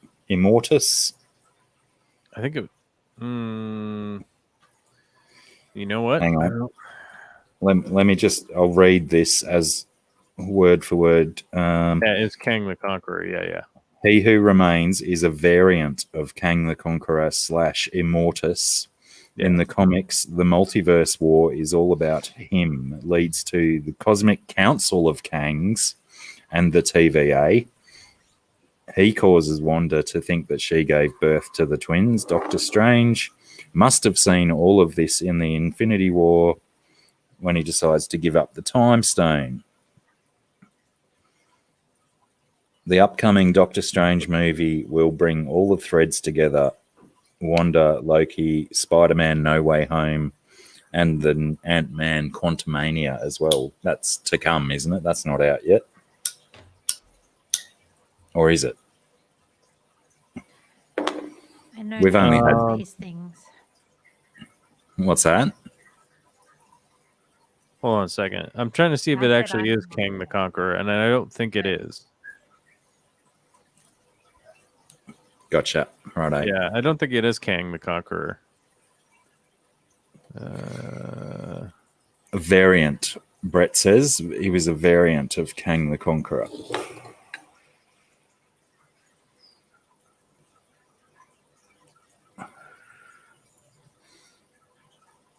Yeah, it's okay. Yeah, so he's a Kang variant. That's right. Okay. Oh, there's that weird bird. That's a Lewin's honey eater. Lewin's honey eater. Okay. Lewin. Quite a pretty little bird. And yes, I think they are not necessarily deserving of the name, but I think some people call them a rifle bird as well because they go pew pew pew pew pew pew with their call. Ah. I don't see the link really. It's a little cutie. They are attractive. Yeah. Yeah, quite common around here and pleasant to have around. Are they good to have around? Are they good little bird? Yeah, well, they're a honey eater, but they also eat little bugs and stuff as well. They're omnivores. Right. So, yeah, they're quite valuable. And I've had also my flock of red-browed finches hanging around again, which is good to see. Yeah. They disappeared for a while, and also red-backed wrens have been hanging around as well. Yeah. I guess it's that time of year where the winter's kind of easing up and the warmth is starting and all the birds start to flock around and start rooting and whatnot. Yeah. Natural Aquarium says the gel in this tissue culture has turned tissue, and the plant is green. Don't think I've seen it before. How about you, Corvus? Yeah, it's time to get that tissue culture out of the gel. Rinse the gel off, plant the plant. It's fine. It's just a sign that the gel is failing, basically. Easy way to put it. That it's run its course. Time to get it into some substrate in a tank. Get it converted. I've only ever had that happen with tissue cultures that have sat around for too long. So generally the case. I'm not a huge fan of the tissue cultures, mainly just the way that they're sold. They don't necessarily convert very well, in my experience. I end up having to buy like 4 pots of it instead of like one rooted pot. You know what I mean? And so I'm not a huge fan of tissue cultures, but I do get why people buy them because I'm like, ooh, whenever I see them too. And I'm like, oh, maybe I should buy some of these. Ooh, wow. But I do have to remind myself to buy submerged grown plants and just stay with that. Yeah, I don't think I've ever had any luck with tissue culture stuff, but you know, I haven't also had much luck with real plants as well. Or real plants. That's not exactly a very good definition, is it? Description, I mean. I think we get what you mean. Yeah. But yeah, they've you know, I could just probably put that down to me not being the best plant keeper in fish tanks. Could be. But you know, yeah, I've not had a heck of a lot of success with any tissue culture stuff that I've bought. Right. Maybe I don't give them the time to convert, like you say, but well, I mean, it's just a reality of like you're sort of doing the crapshoot of like, is it going to or isn't it?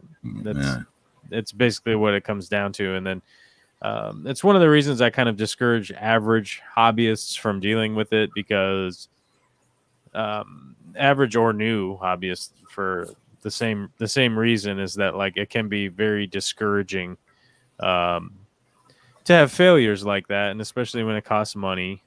It's not a lot of fun when things cost money and become discouraging, you know.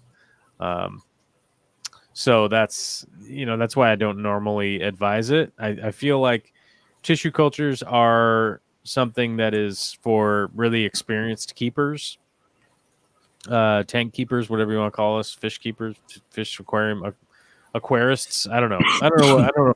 What do we call ourselves? Water box maintainers. Agriquarists. Agriquarists. Agriculture. Yeah, and you know, I don't normally recommend them for that reason, because it can be quite discouraging, especially if you spend like $50 on a bunch of little pots and none of them do anything for you. You know, yeah, can be a real problem for anybody that's trying to be in the hobby. So I really like try to encourage people to buy submerged grown potted plants that are converted already, and you'll have a lot better success rate, and go that route. Ooh, yeah, I like where that one's going. Yeah. Very cool. And what was the other one you had behind it? Hang on, we've lost your sound, love. Oh, you've muted yourself again. I'm good at this streaming stuff.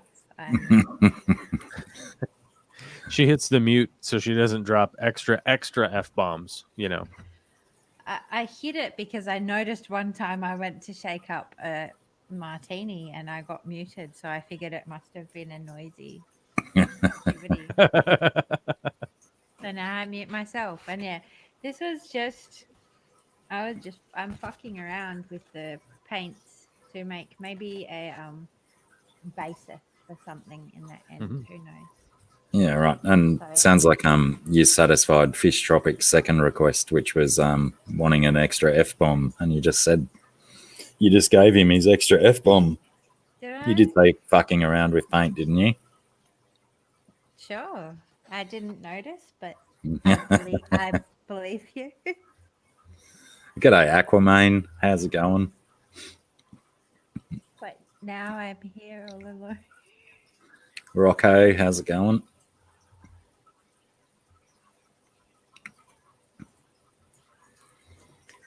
Do you know what's really nice is that when I mix up this drink and I shake it, and you've felt that shaker, how cold it gets, like it's painfully cold. But so then when I serve it out, that first little sip, the foam that's on the top is full of like little icy kind of crystals. Yeah. And it pops on my tongue, and it's really delightful. It's just a delightful experience. But it is super wild how cold that thing gets. It's ridiculous. It's so cold. Ice is supposed to have only sit at 0 degrees, but I'm sure that shaker gets down into the negative somehow. As if by magic. Absolutely, it's by magic. Native Shrikes. Rico's done. Yeah, we have grey cuckoo shrikes around here. They're pretty interesting and very rowdy sounding bird. What other shrikes do we have? I know we've got a few around here.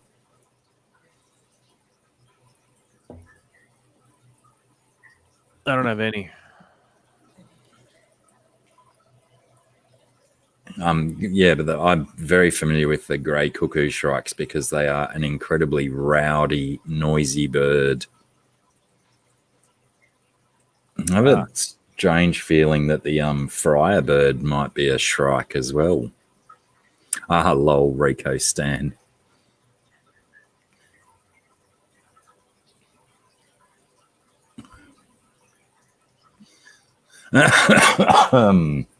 Interesting. Yeah, no, we've got shrikes. I would have to dive deep into my memory banks to remember all of the other ones, but I'm quite familiar with the grey cuckoo shrike, which I don't think is a cuckoo. I think it just resembles a cuckoo. The cuckoo bird? Yeah, we've got quite a lot of cuckoos. Ah. Yeah, many different ones around here. Even our Coel, the storm bird,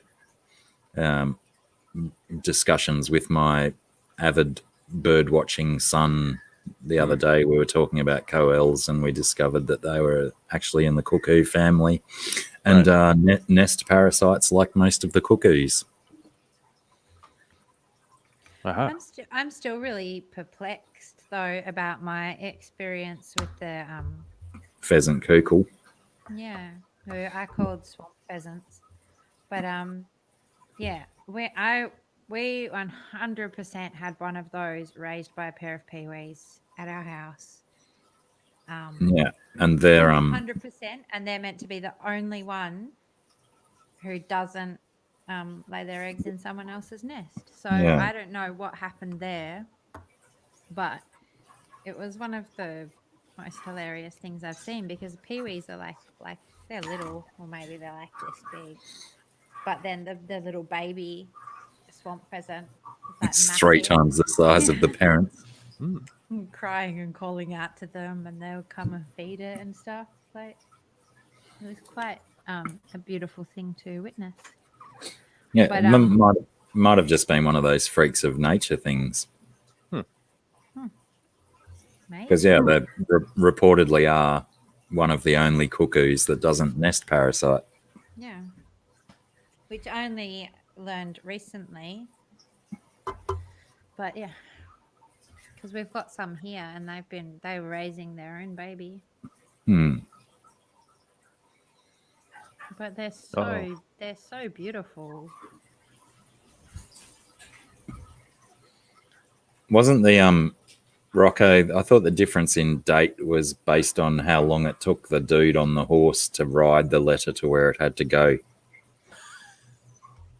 I mean, I'm an Australian here. I don't even know where I'm pulling that tidbit of useless information from. I have no idea what you're talking about. Yeah, well, it's shitty old American history stuff, as if we're interested in that. Who cares about American history? Who cares? I mean, somebody cares. Yeah, that might have been an inflammatory remark. It's possible. Incendiary, even. So let's see. Fish Tropic. Is Fish Tropic in the States? I don't know. Are you in the States? Yeah, he's okay. I don't think he's too far away from where you are. Oh, okay. Maybe a little bit. American map come to my mind. A little bit southwest of you, I think. There's he's asking Aquascape tools. In Canada. Oh, okay, that's useless. I just gave you an Amazon link. So the Aquascape tools that I like the best, that are the best quality for the money, I think, is the Seachem Aquascape tools. Like Seachem actually makes some, I think they're called Aqua Vitro, I think is the name of them. I think they're the best as far as quality versus dollars spent. I think they're kind of middle ground, sort of like $15 a tool in the US, something like that. So you're not, it's not super cheap, but it's also not like ADA expensive $120 scissors or something like that. The only downside is you have to buy them in store, so that you have to find a store that carries them and buy them at that store, because for some reason they won't sell them online. And initially they told me it was because they were trying to promote people to go to local stores. Now this was before COVID, right? And then I feel like when COVID hit, you might, as a company, make a decision to go like, well, we'd like to get our aquascaping tools out there, and people can't really go to stores. Maybe we should put them online, but they never did, and I'm not sure. I don't know why they never did, but they're not online, and they're a pain in the butt to buy because you have to go to a store that carries them. So, but realistically, if you are, just to be a realistic person, if you look on Amazon for cheap aquascaping tools, you can get like a 5-set for $17 or something like that. And it's going to be mainly the stuff you need: a straight scissors, a curvy scissors, a bent pincers, and some straight pincers, and then some other thing thrown in there. But all you really need is the good planting tongs and some good long scissors. And that's basically all you really need. Realistically, all the other stuff is kind of extra. There's certainly vast differences in the quality of stainless steel around the world as well, isn't there? Right. Because I did my aquascaping tools are relatively cheap versions, and sure, I've had them for about 3 or 4 years, but yeah, I'm certainly getting some rusting and stuff on them. Yeah, not the best performance on the curved scissors and stuff, but yeah, so like here's you got to weigh that up. Like a pair of the super cheap Aquascape scissors, and kind of hard to tell, but I don't know if it'll focus. I got to get this over my eyes, so the camera will find my eyes. Yeah, I don't know. Yes. But either way, you can see there's some rust on them, some wear and tear, but they still cut. They still cut plants. Some of my other favorite scissors are stitch removal scissors. These are like what doctors use for removing stitches. They're a very weird shape, but they kind of help you get around in there and get behind things and trying to get to where you get at. But I also have really big tanks. And to be honest with you guys, like a 40-gallon tank, a 50-gallon tank, a 75-gallon tank, I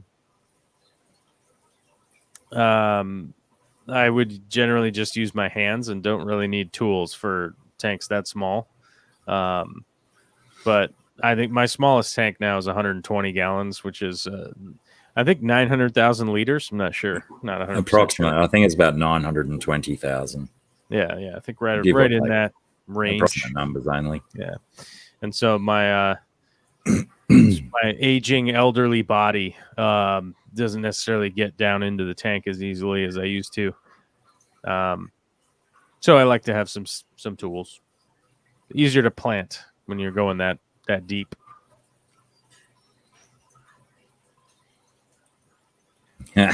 Rico, still on the bird chat. I don't actually think we get boobies down here. Not of the avian variety, anyway.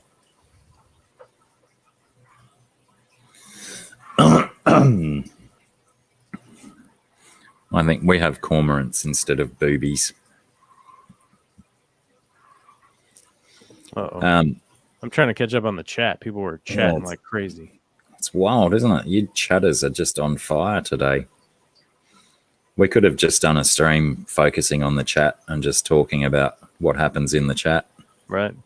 Well, like Fish Tropic was saying, just wondering what type is my favorite.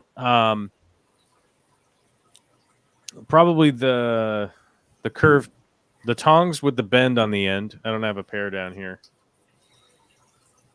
They're very handy. The tongs with the bend on the end. Everything else I could probably live without. I think my straight tongs, I think I've used more outside of a fish tank than inside. Right. But the curved ones get a lot of use Mm-hmm. in the water.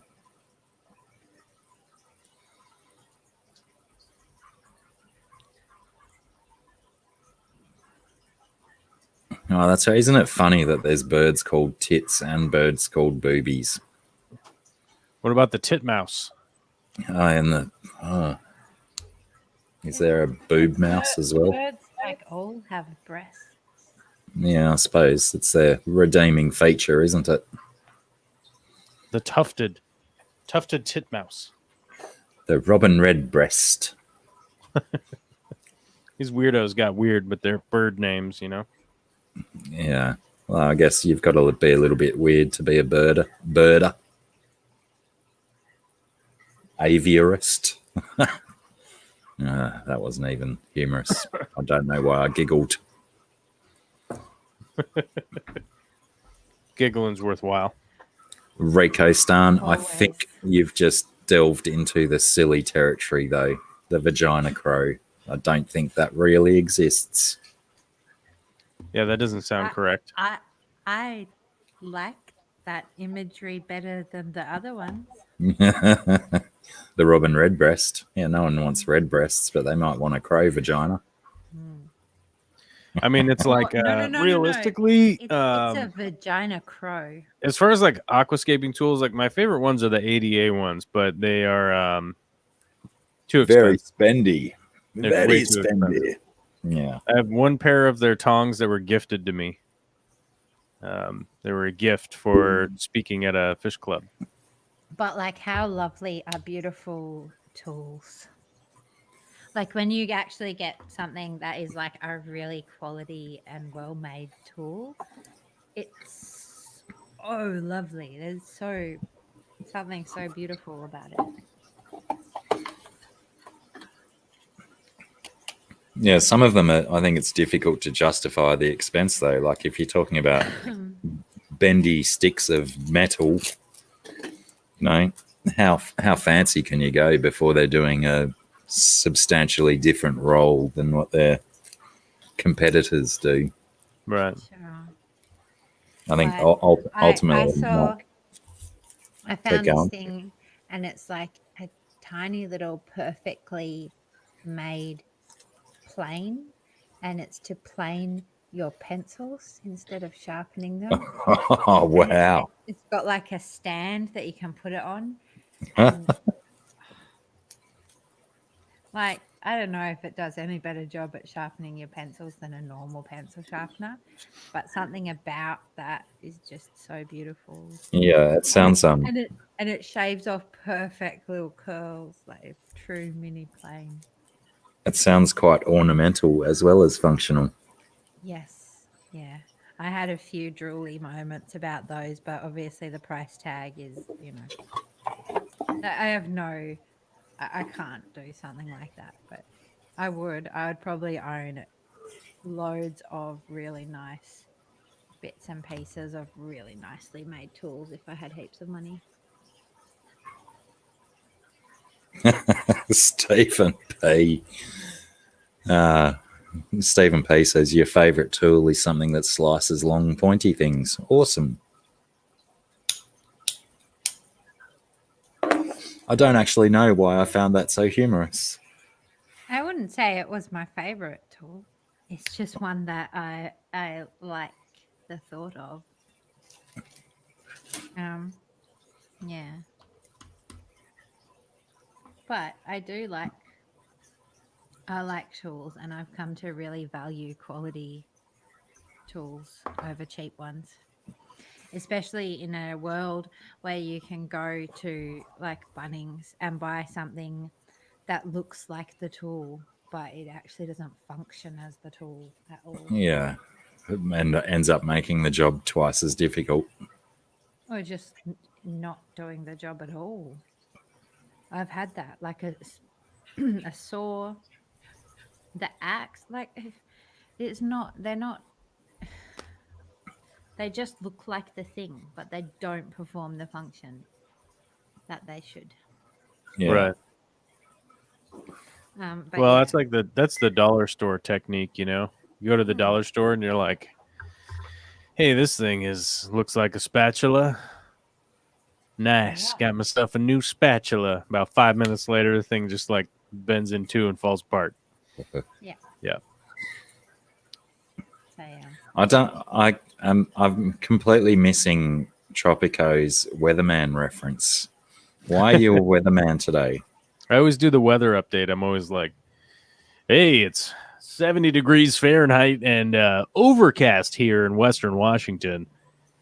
Today was the first day we had rain in 4 weeks, and people freaked out and tried to crash their car because the road gets slippery after it's been sunny and hot out, and all the cars have been leaking oil and exhaust all over the road. And then once added moisture, your stopping distance is much further than you expected from the day before. Therefore, when you freak out and slam on your brakes, you take the front of your car and you bump it into the back end of somebody's nice-looking Subaru, and thusly there is a giant traffic jam where I yell out the window at all the dum-dums for going slow."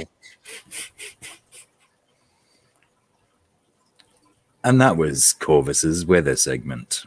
Weather segment with traffic. Yeah, I normally give people the weather update. Today was actually the first kind of chill day in quite a long while. And then no joke, it just goes right back to being hot again tomorrow. So we had one day of respite, and then back to the nonsense again. Now we're getting a request for the Australian weather update. Would you like to do it, Scungy, in your best weatherman voice? You know that I don't do that. The weather is like clear and sunny. That's my best. I don't do this. I don't do this stuff. Clear and sunny as always, right? Well, it hasn't been really. No, it has not been at all. But it's nice.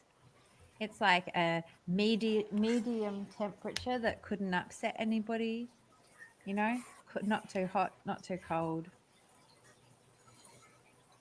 Yeah, it's kind of one of those days where you could go and stand in the sun for 10 minutes and then feel a little bit too warm and then go and seek respite in the cool shade. And then be a little bit too cool. Although Yeah. I was sticking my hands in the pool earlier, and it was like kind of deliciously icy. In the pool, yeah, right. I kind of feel like if I ran around or did some garden jobs or something for a little while and then just did the, you know, Jump in, jump out. Jump and come alive. Well, I think it was probably about this time of year when I did that strip down and jump in your pool on the live stream, wasn't it? It was the middle of winter at some stage. Yeah, it was, and I mean I've done it. I just haven't done it this year yet, this winter. But every other year that we've been here, I've jumped in at least a couple of times through the winter. It's invigorating. It's kind of nice. Yeah, to say the least. I think it steals the air from your lungs. I think I expressed that quite well on that live stream. But as soon as I jumped in, I felt very difficult to breathe and got out rather rapidly as well. What time did Alyssa get up today? That fun. would be my question, because Alyssa's saying that it didn't rain in her town. I drove past her town this morning at 5 a.m, and it was raining. So, well, I imagine Alyssa's sensible enough not to be up at 5 a.m. I know. Some people. She's a different variety of lunatic. That's right. Different varietal. I'm kind of contemplating starting a bit of a habit of getting up early to go to the beach every morning and go walking. but I'm really scared to try and commit myself to it. So, The early mornings in winter are quite difficult. It's not even that. It's just for me that I really love. I love. I need sleep. I need it very much. And so what happens is when I get to a certain point in the day when my kids go to bed, I also really appreciate that little bit of time where I know everyone's safe and home and secure. And it's like that one little window of time that I have that feels relaxed in that way. But so that makes me potentially stay up later than I should. And so if I stay up too late, then I can't get up in the morning at the right time. So for me to do that means me being in bed by 9:30. Yeah. Which I used to do all the time. I used to not be able to stay up past 9:30. 9:30 past, that's it. Yawns start, can't function, go sleep. But then I'm up at, before sunrise. So, Crack of dawn. yeah. But now I don't have little people dragging me out of sleep at that time of morning. So, it's a lot easier to try and to sleep in. Makes sense.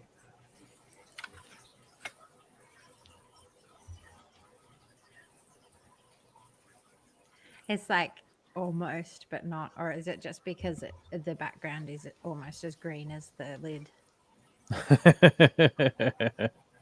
It's being eliminated by the green screen.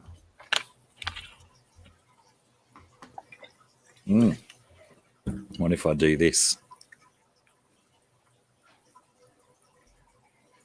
Well, I've got an hole in my head. Nifty. I should get a second one. I got to do that now. He's got to get another one. How's he going to look at the effect, though? Well, That's he'll just have to listen to the reaction to find out if it's good or not. So we have to be really vocal. Oh, wow. There's pointy bits on the second one. I don't even know if I'm looking at the camera. It's a bit cute, but it kind of just looks like you've got like those, John Lennon kind of glasses that are reflecting. So it's not as wonderful as it could be. Wow, that actually hurts on that side. Maybe I should have done it the other way around with the soft edges. No, they don't stay in that way. And that was the green screen fun with Blacky segment. Oh, did I even drink my water there? Did you? You drink water. What? Yeah, it's, sensible humans do that. But yeah, the shirt thing was cool as well. Yeah, I like that. Considering that it's yellow, the green screen's really doing good work on that. Oh, it's taken out the gun as well, which is blue. Maybe the blue and yellow are combining. Right. Could be. Wow, that really did a number on my eyes. Now I feel like I've got a migraine coming on. Glorious. But, a little bit of fun. What a sacrifice for the viewer's pleasure. And some ear pleasure for you all. Yeah, strong. What about some Bad Batch chat? What do we reckon about the rescue of Ryloth?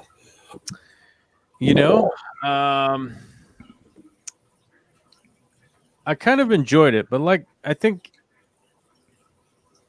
as I mentioned before, I didn't think there was a need for the pregnant pause. You know what I mean? Of splitting this into 2 episodes. Other than I guess drawing it out just for the sake of it or something. I don't know. I mean, I don't get the tactic behind it. With it being on a streaming site. What's the point? And I didn't feel like it added to the storyline. Personally.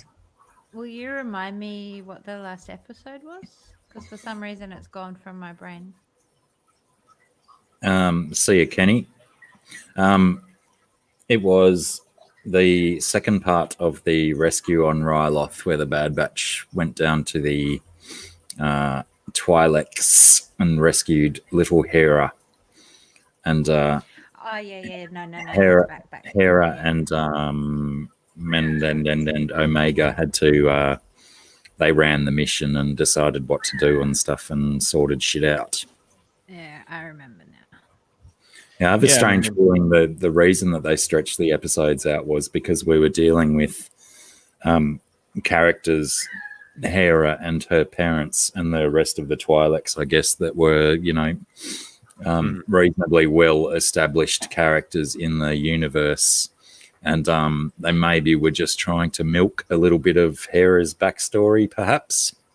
Yeah, I guess it could be. Yeah. Because she's quite a popular and that they think that people are going to be more interested in stuff about characters that have shown up elsewhere, maybe. Possibly. And then I think like the only thing I could think of like for splitting the episode is that it kind of turned into them thwarting Crosshair over and over, and that like maybe the pacing would make it too memorable for the Crosshair stuff. Yeah, that's a really good point, actually. I get what you're saying. But I mean, I feel like people are intelligent enough to understand that like it has kind of, I mean, it has more to do with like the Ryloth characters and the fact of like exposing just how oppressive that the Empire is, right? Along with the fact that like, wow, Crosshair really has gone off the deep end, and they're going to have to engage with him directly now.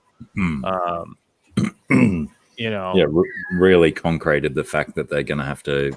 There's not really much hope of reuniting with him. They're going to have to finish him, right?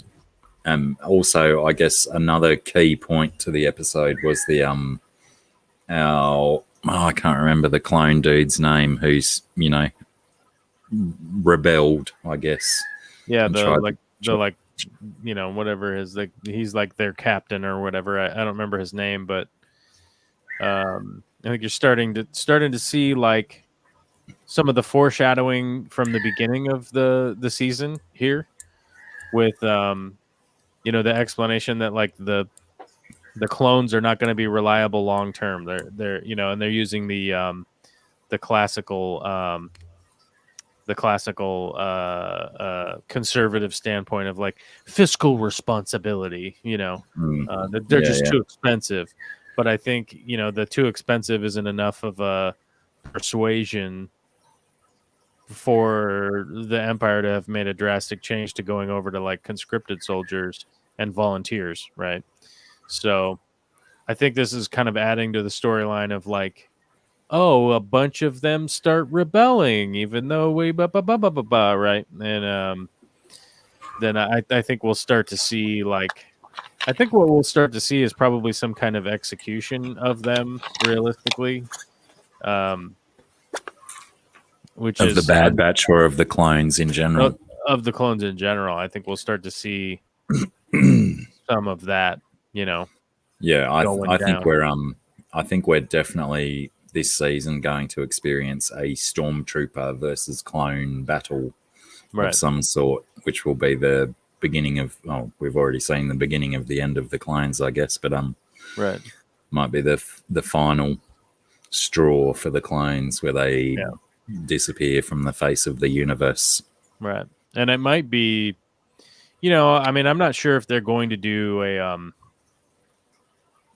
I'm not sure if they're going to try to do a second season of the Bad Batch. I think it sounds like they're just doing the one, but with Disney, it's always on the table of like, it was successful. Let's do more. People are buying lots of the toys. Yeah, I think didn't we have this discussion last week where it's potentially like we both believed that the Bad Batch will all be killed off. But they won't do that this season. They'll need to flesh out a second season to get around to killing them off. Yeah. And I think that like realistically, I don't know if I'm, time will tell if I'm accurate, but like, I think the Omega character, we're going to see Omega full grown later in the live action Mandalorian stuff. And I think that's what we're going to see, or maybe even in the book of Boba Fett or something like that. Yeah, and I know that you're saying you're I don't know. I know you're trying to throw the Kira bullshit out there. It's just not a better word for it. It's just, I mean, horse shit. Man, you're gonna be so disappointed when they go down that storyline, and she is. I'm not going to be. I'm not going to be disappointed if she's not. I can just say that. Yeah, I think you're going to be sorely disappointed. I don't think that that's a good theory, but I haven't heard that from anywhere else. So just so you know, like you're like the only source of anybody speculating on that. That makes it ever so more likely. The wildly unique speculation. Yeah. No one will ever expect it. Although I haven't heard anybody else with the speculation that Omega will show up in the Mandalorian. But I think I think that is likely to happen. I think it's likely a likely play of an older blonde-haired actress, right? Some actress we haven't thought of in a long time, right? Mm-hmm. And I think that Disney will play into that of going like, well, we have an older kick-ass representation here of older women. How about that? What's up now? Because I think honestly, like that plays pretty well. Like you can see, like what's her name? God. Hold on, I have to look up a movie she was in. Cider House Rules. What was that gal's name? Charlize Theron, right? So like Charlize Theron would be like a perfect example of like my perfect example of my thesis statement here, of my theory, is that Charlize Theron's like 50 years old. Now she's just like kicking ass in these action movies, these random action movies that they're making. And they seem to play really well. I think that they play really well, realistically with a lot of audiences. Right. And I think that Disney will probably lean into that a little bit. And that's going to be my guess. That's going to be my guess with, where Omega goes. Where Omega's going to go, yeah. I think that in my head, and now I could be 100% wrong, but I don't know that there's like really any reason to introduce Omega into the Bad Batch unless there's some kind of ultimate payoff, right? Why have her as a character, right? Like why have her as a character at all, right? I think the biggest tie-in will be probably more so with Book of Boba Fett, perhaps, because that's what I mean. Yeah, because like the biggest speculation, the Book of Boba Fett's going to tie in with the Mandalorian. I mean, it already does. Boba Fett's in the Mandalorian, and we're gonna see the Boba Fett individual storyline here. And I think that Omega showing back up is probably going to, you know what I mean, like have some kind of implication into the Book of Boba Fett and the Mandalorian going forward. Yeah, and I think they will tie it in somehow because, everyone wants Omega to meet Boba Fett at this young age in the Bad Batch at some stage. And I think that's entirely feasible and likely to happen. See, because like, you won't need to have Boba Fett show up in the Bad Batch in order to have a payoff within the Disney universe. You know what I mean? Like the Disney universe will represent the payoff, and then they don't necessarily need to add Boba Fett into the Bad Batch. The Bad Batch can continue to just have its own wacky stories and stuff, and then you don't necessarily do a flashback scene, but you do a dialogue piece where they're talking about, what happened 15 years ago. Because there will be a scene where the time is tough and they're trapped somewhere together, right? And then they're waiting to try and escape a cave or something, a cave in, or whatever, and then it's like they have a discussion and you start to learn more of the dialogue of them having run into each other here and there. This reminds me of that time when we ... Right. Well, BJ says since Omega is a clone, she needs to be played by a Maori actress. See, I don't think so, because I think the idea is that she's a reject, like the Bad Batch, right? Like she's a defect. Like her being a female is the DNA defect plus whatever else they did to enhance her or whatever, right?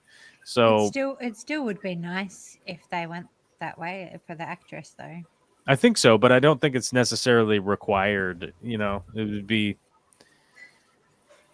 like I don't think it would necessarily be a requisite. Like I don't know if the Maori peoples would feel underrepresented by the Star Wars franchise if this imaginary character from another galaxy far, far away, blah, blah, blah, was not Maori, right? Like I don't know if anybody would be offended.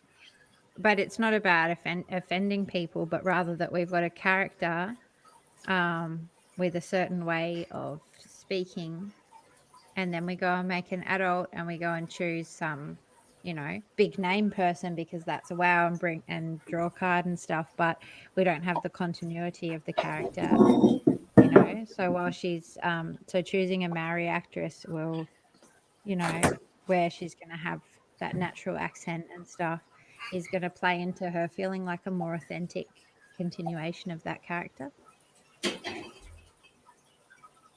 I mean, I get it. I get where you're coming from. I don't know if it's even. I don't even know that it's.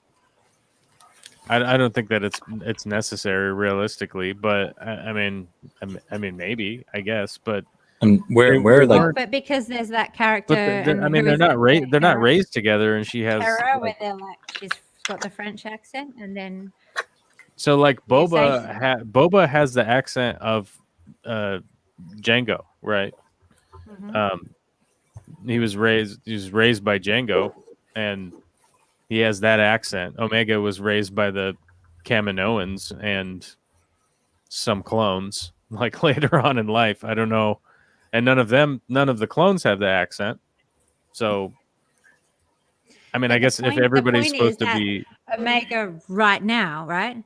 She right now speaks that way, and then they're going to bring in an adult version who has a completely different accent. So, I think it's important to have that continuity that you see that character as the same person for the accent to change so dramatically. Well, that's another thing that's been raised with Hera as well, because Hera's accent in Rebels is completely different to the one that they gave her as a child. So potentially that's to tickle our fancies that maybe accents do change in that universe, just like they do here. They might, but I still think that it would be nicer if. Plus, I think that we don't have enough, Maori actors representation out there that I would like to see that instead of someone like who you're saying, Charlize Theron. I don't need to see anything with her in it, but I'd love to see. I'm not saying Charlize Theron would play the character. What my example was is that Charlize Theron is playing these. She's 50 years old, or 50 whatever years. I don't know. I'd have to look it up. But she's over 50 years old, and she's playing these action characters, and it plays very well with audiences. And Disney Plus is a business. Like Disney is a business, and they have to play into things that are doing well. Also, I think that's my thought process of like why you would have a live action older actress, because Boba Fett is older in the Book of Boba, right? And in The Mandalorian. So you could bring an older actress that hasn't worked in like 20 years or something, that was basically cast out because they didn't have roles for 40-year-old women or whatever in movies. They really just don't. So like that's some of the stuff is trying to represent just women that are later in life, I think. So I think they're probably going to play into that a little bit. And you know, I mean, whether they're I really don't care what race they are, and I don't even know who they would put in there. But I would assume that most actors could do an accent well. It's part of, I think, acting. I don't know. So, I mean, I guess maybe if they're going to have their own. Some of them don't, though. And but what I'm saying is like they aren't a cultural representation. Like Jar Jar Binks isn't. Like no. Jar Jar Binks had this exaggerated, like sort of weird,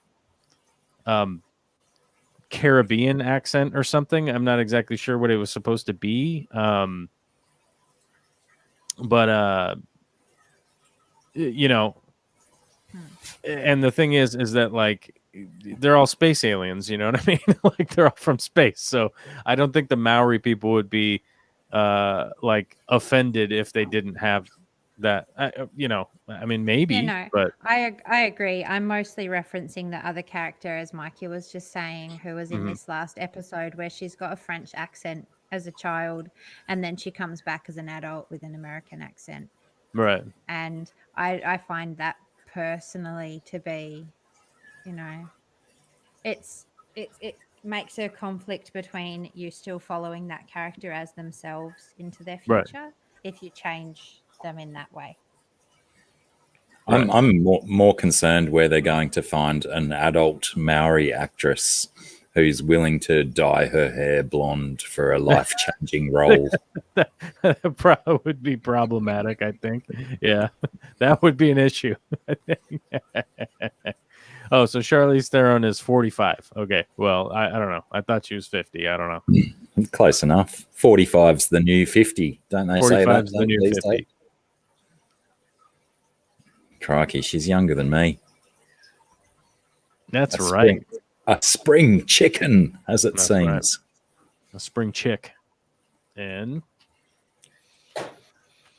yeah, well, I mean, I like the episode. I just, you know, I mean, I think, you know, I think my big takeaways were the Crosshair's an issue, and that is coming to a head very soon. And it's pretty clear. I mean, there's going to be some kind of tragedy. It's pretty clear. I mean, yeah. I would assume that they, or like early in the season, I would have assumed that they would try to save Crosshair and would have gone to like great lengths to try and save him. But I'm really wondering like how conflicted they are at like trying to save him at this point.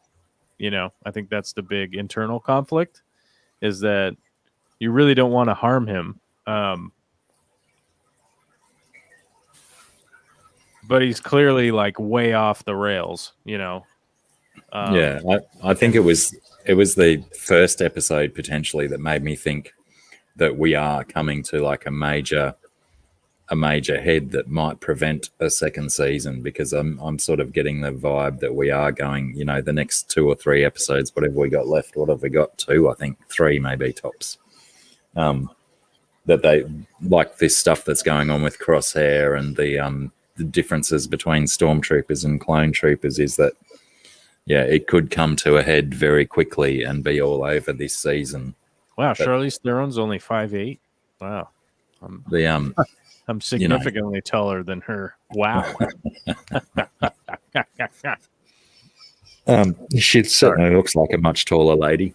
Mm-hmm. But yeah, I still think that Disney will have the power and the means to stretch it out into a second season.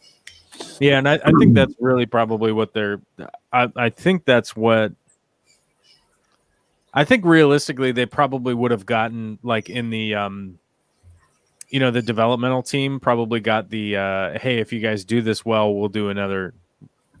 You know, we'll do more. You know, yeah. So I think that they're likely engaging with it in that method of like, hey, let's make sure we protect the story enough that we don't accidentally shoot ourselves in the foot when we would want to do more. You know. Yeah. Um, Yeah.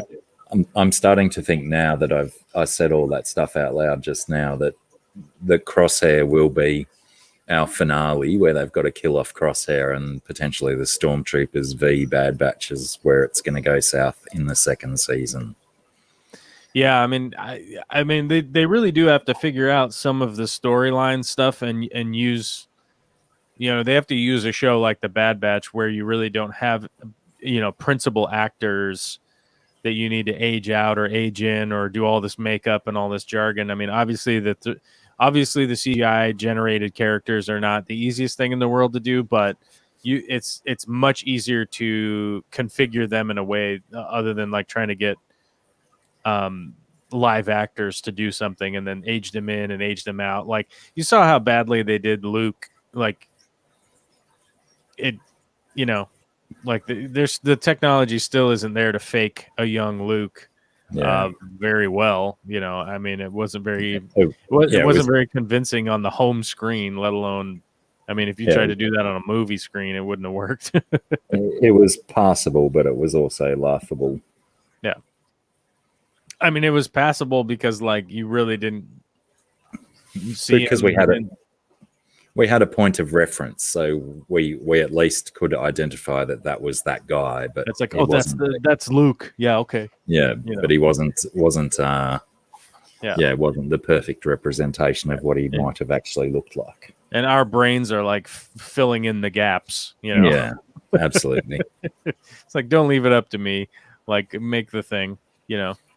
But the actors aren't going to get any younger and that kind of stuff. And I really feel like they really, I think they really shit the bed with the Star Wars 8 and just how they handled Luke. And like going into it, I remember there were all these interviews with, oh God, what's his name? The guy who played Luke. I can't remember his name right now. Mark Hamill. Yeah, Mark Hamill. And he had all these kind of complaints about how they were handling the character. And I sort of thought he was just being sort of prima donna, even though he doesn't have a representation. He's never been really like a prima donna guy. Yeah. But I thought maybe he was just kind of overreacting or something. I don't know what I was thinking, but I was like, oh, he's kind of blowing it out of proportion. But then it's like, you kind of go back and look at it and you're like, this is not great. This is not great, And then obviously they kind of tried to blame it on Carrie Fisher dying, right? But it's like that doesn't work. If Carrie Fisher passed away and you have this movie, there's nothing that says you can't push the movie coming out a little bit later, realistically. They owned the rights, they owned everything. There wasn't any kind of timeline that they had to accomplish. It's not like Disney was going to go out of business, So I just, it was a real disappointment. I think potentially the end of Luke was a real disappointment. How that came down. Potentially, his reactions at the time might have just still been him in character because Luke in those movies was like a crotchety, cranky old man. Maybe he was just still being Luke in his social medias and stuff. Oh, speaking of which, he's a pretty good follow on Twitter, Mark Hamill.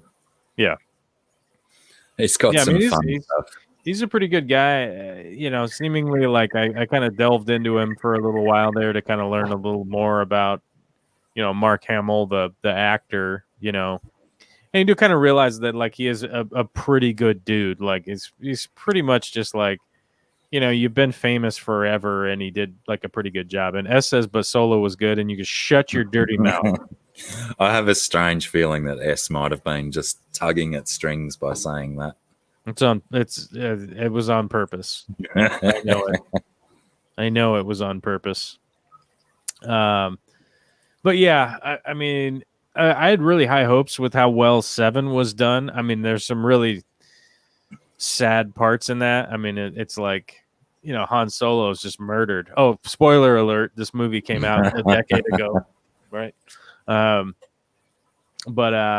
you know, there's some disappointing parts in there, but it really took kind of a wild turn. and I kind of felt good about it. Then 8 came out, and you're like, oh my god, this is a disaster. I still think my biggest disappointment with episode 7, being the TIE Fighter fan that I am, I've got multiple TIE Fighter Lego kits, was that Finn and what's his name, that bloody rebel pilot guy, Right? they didn't have to wear pressure suits in a TIE Fighter flying through space. Well, you Yeah, do. They really fucked that one up. Mm-hmm. Yeah, they didn't bother. Just because who cares? Who cares about the story? Thanks, Doesn't Rico. matter. Yeah, Poe Dameron. Yeah, I don't know why he slipped my mind. Poe Dameron. I mean, the Poe character was just. The Poe character was very inconsistent. Was very inconsistently. See you soon, Natural. Thanks for hanging out. And it also sort of like Poe really didn't make a whole lot of sense. Why is this character here? Yeah, and then I think, to me, he seemed like he was a character where they were kind of trying to fill a role of what the general populace might have considered like a cool dude at the time, sort of thing. Right. Like, oh, that guy's a real cool dude. We're gonna kill Han Solo. We need a cool dude pilot to replace. And you're like, yeah, but you don't need a cool dude pilot to replace. Like, you need a good character to replace. Yeah. Doesn't exactly. matter. Doesn't matter. Good character. Like B grade Solo, because we knew that Han was going to be murdered by his son. Let's bring another guy who's quite similar, but a pale imitation, as it were. Right. Oh, what about old Harry Ford and Tom Cruise hanging out at the Formula One at the weekend? That was pretty impressive. I didn't see that. I didn't see that.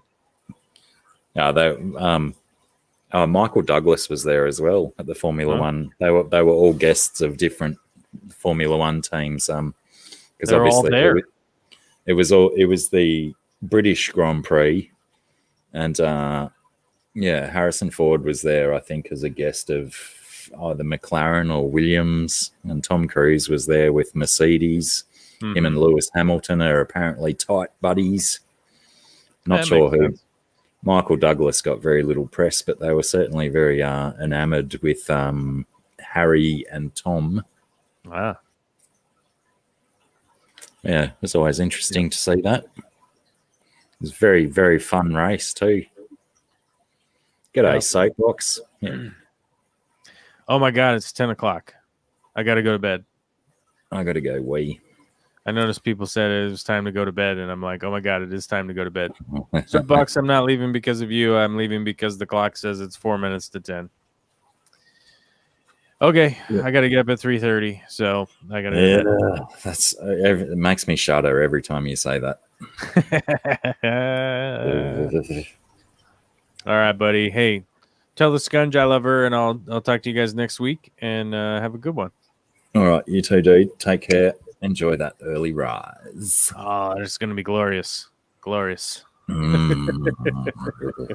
Hideous stuff. I'm not going to piss off just yet, but I really need to go and use the urinal. So I might do something out of the ordinary and put some music on while I go and do a wee. I'll find a short song, if that's all right. Is anyone going to complain about that? Actually, maybe I'll just play a non-music video. That'll be interesting. Let's see how this one plays while I do a wee.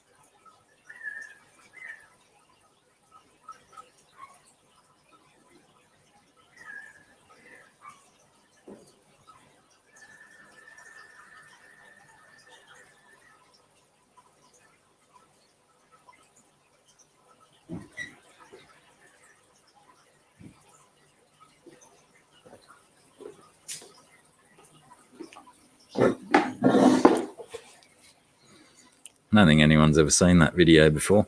What was it? Some fish and a prawn. I believe there was silver perch and Australian bass in there.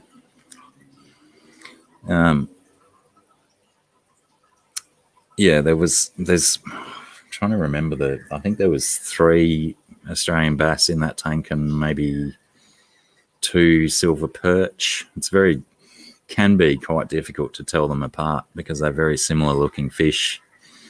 But I think the premise of that little bit of video was the prawn at the end, who's definitely small enough to fit into the mouth of any of those fish. But yeah, he was quite ballsy in just hanging out under that wood and not getting eaten by the fish.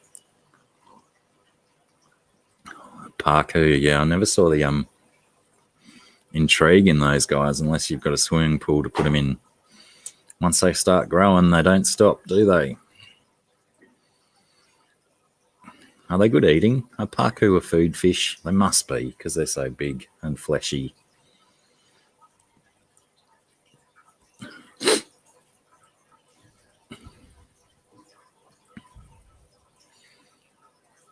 Wait, Alyssa Bentley has Australian bass or silver perch that are less than an inch? Oh, no. Less than an inch full grown. Goodness. I'm lost. I'm confused, Alyssa.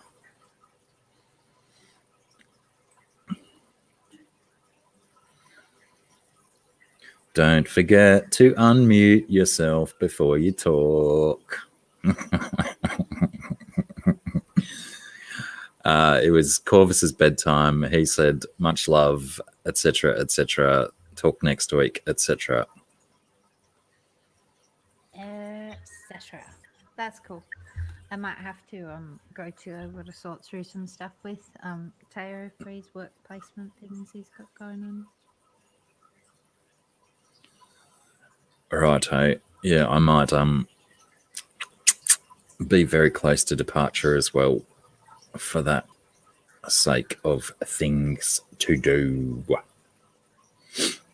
That, you set yourself an alarm in the morning and you push the snooze button and you sleep for 3.5 extra hours really sends the day asunder, doesn't it? Really, like you were talking about earlier about trying to get into the habit of getting up early. I do, as you witnessed at the weekend with my alarms going off in the morning. I have been trying to do that as well, and I've just really got to get out of the habit of smashing that snooze button. It's my enemy, because I never just have a 10-minute snooze. Pushing the snooze button, generally it ends up being 2 or 3 extra hours sleep, and then it's like half the freaking day is gone. See, I think my snooze button goes for about 7 minutes, so it doesn't give you a chance to really sleep long. But for me, when I get up at the regular time, say my regular time of waking up, I've got kind of like an hour between that time and when I get my kids on the bus. So even a few little 7-minute intervals wrecks my timing. Yeah. Sometimes that makes it worse as well. If you just wake up and get up and get going, you feel fine. But those little dozes and re-wakes, I think that stitches the brain up somewhat. There's got to be some science in there somewhere.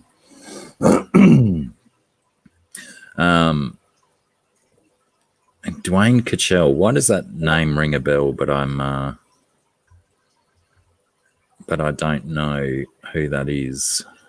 Who's Dwayne Cachell? Is he a fish guy or a sports guy? What was that noise? Or it seems to ring a bell, but it's not showing me a face, and recognition, I think, needs both. See, Shaddy, and yeah, now that Shaddy's going, we might just keep going for 2 or 3 hours so she misses out. No, we're going to go too. Thanks, everyone, for hanging out. I believe also that was my first wee for the stream. So for all those people who tease me about my childlike bladder, nyan nyan nyan nyan nyan nyan nyan nyan nyan. Yeah, I went while you were away. I went and did a wee. Okay. And I believe that was the first one that I've done this stream. I could be proven wrong, but I don't remember going and doing another one. Anyway, small bladder, maybe. That's all right, Soapbooks. No need to apologise. Everyone has their own schedule. Thanks, everyone, for hanging out. Thanks, GRB, for slinging those links around, etc. I wonder where I haven't seen Myrtle Singh. I haven't seen him for a few weeks. I hope Myrtle's well. Myrtle, if you're watching this on replay, hope you're well, my friend. Everyone else who's been here, Phil. All right, I'll try and remember that, Phil, because soapbox debris is quite difficult for my tongue to spit out. Or being an Australian, I'll probably just call you Soapy or something like that. Seems nice and easy. We like to end with a Y or an O. Everyone else, especially you fools who have been here for almost an entire 3 hours of this nonsense. Well done, you. Well done, you. Go and stand in front of a mirror and have a good, long, hard look at yourself. What are you doing? All right, take care, everyone. We will see you in about 6 7/10 days or something.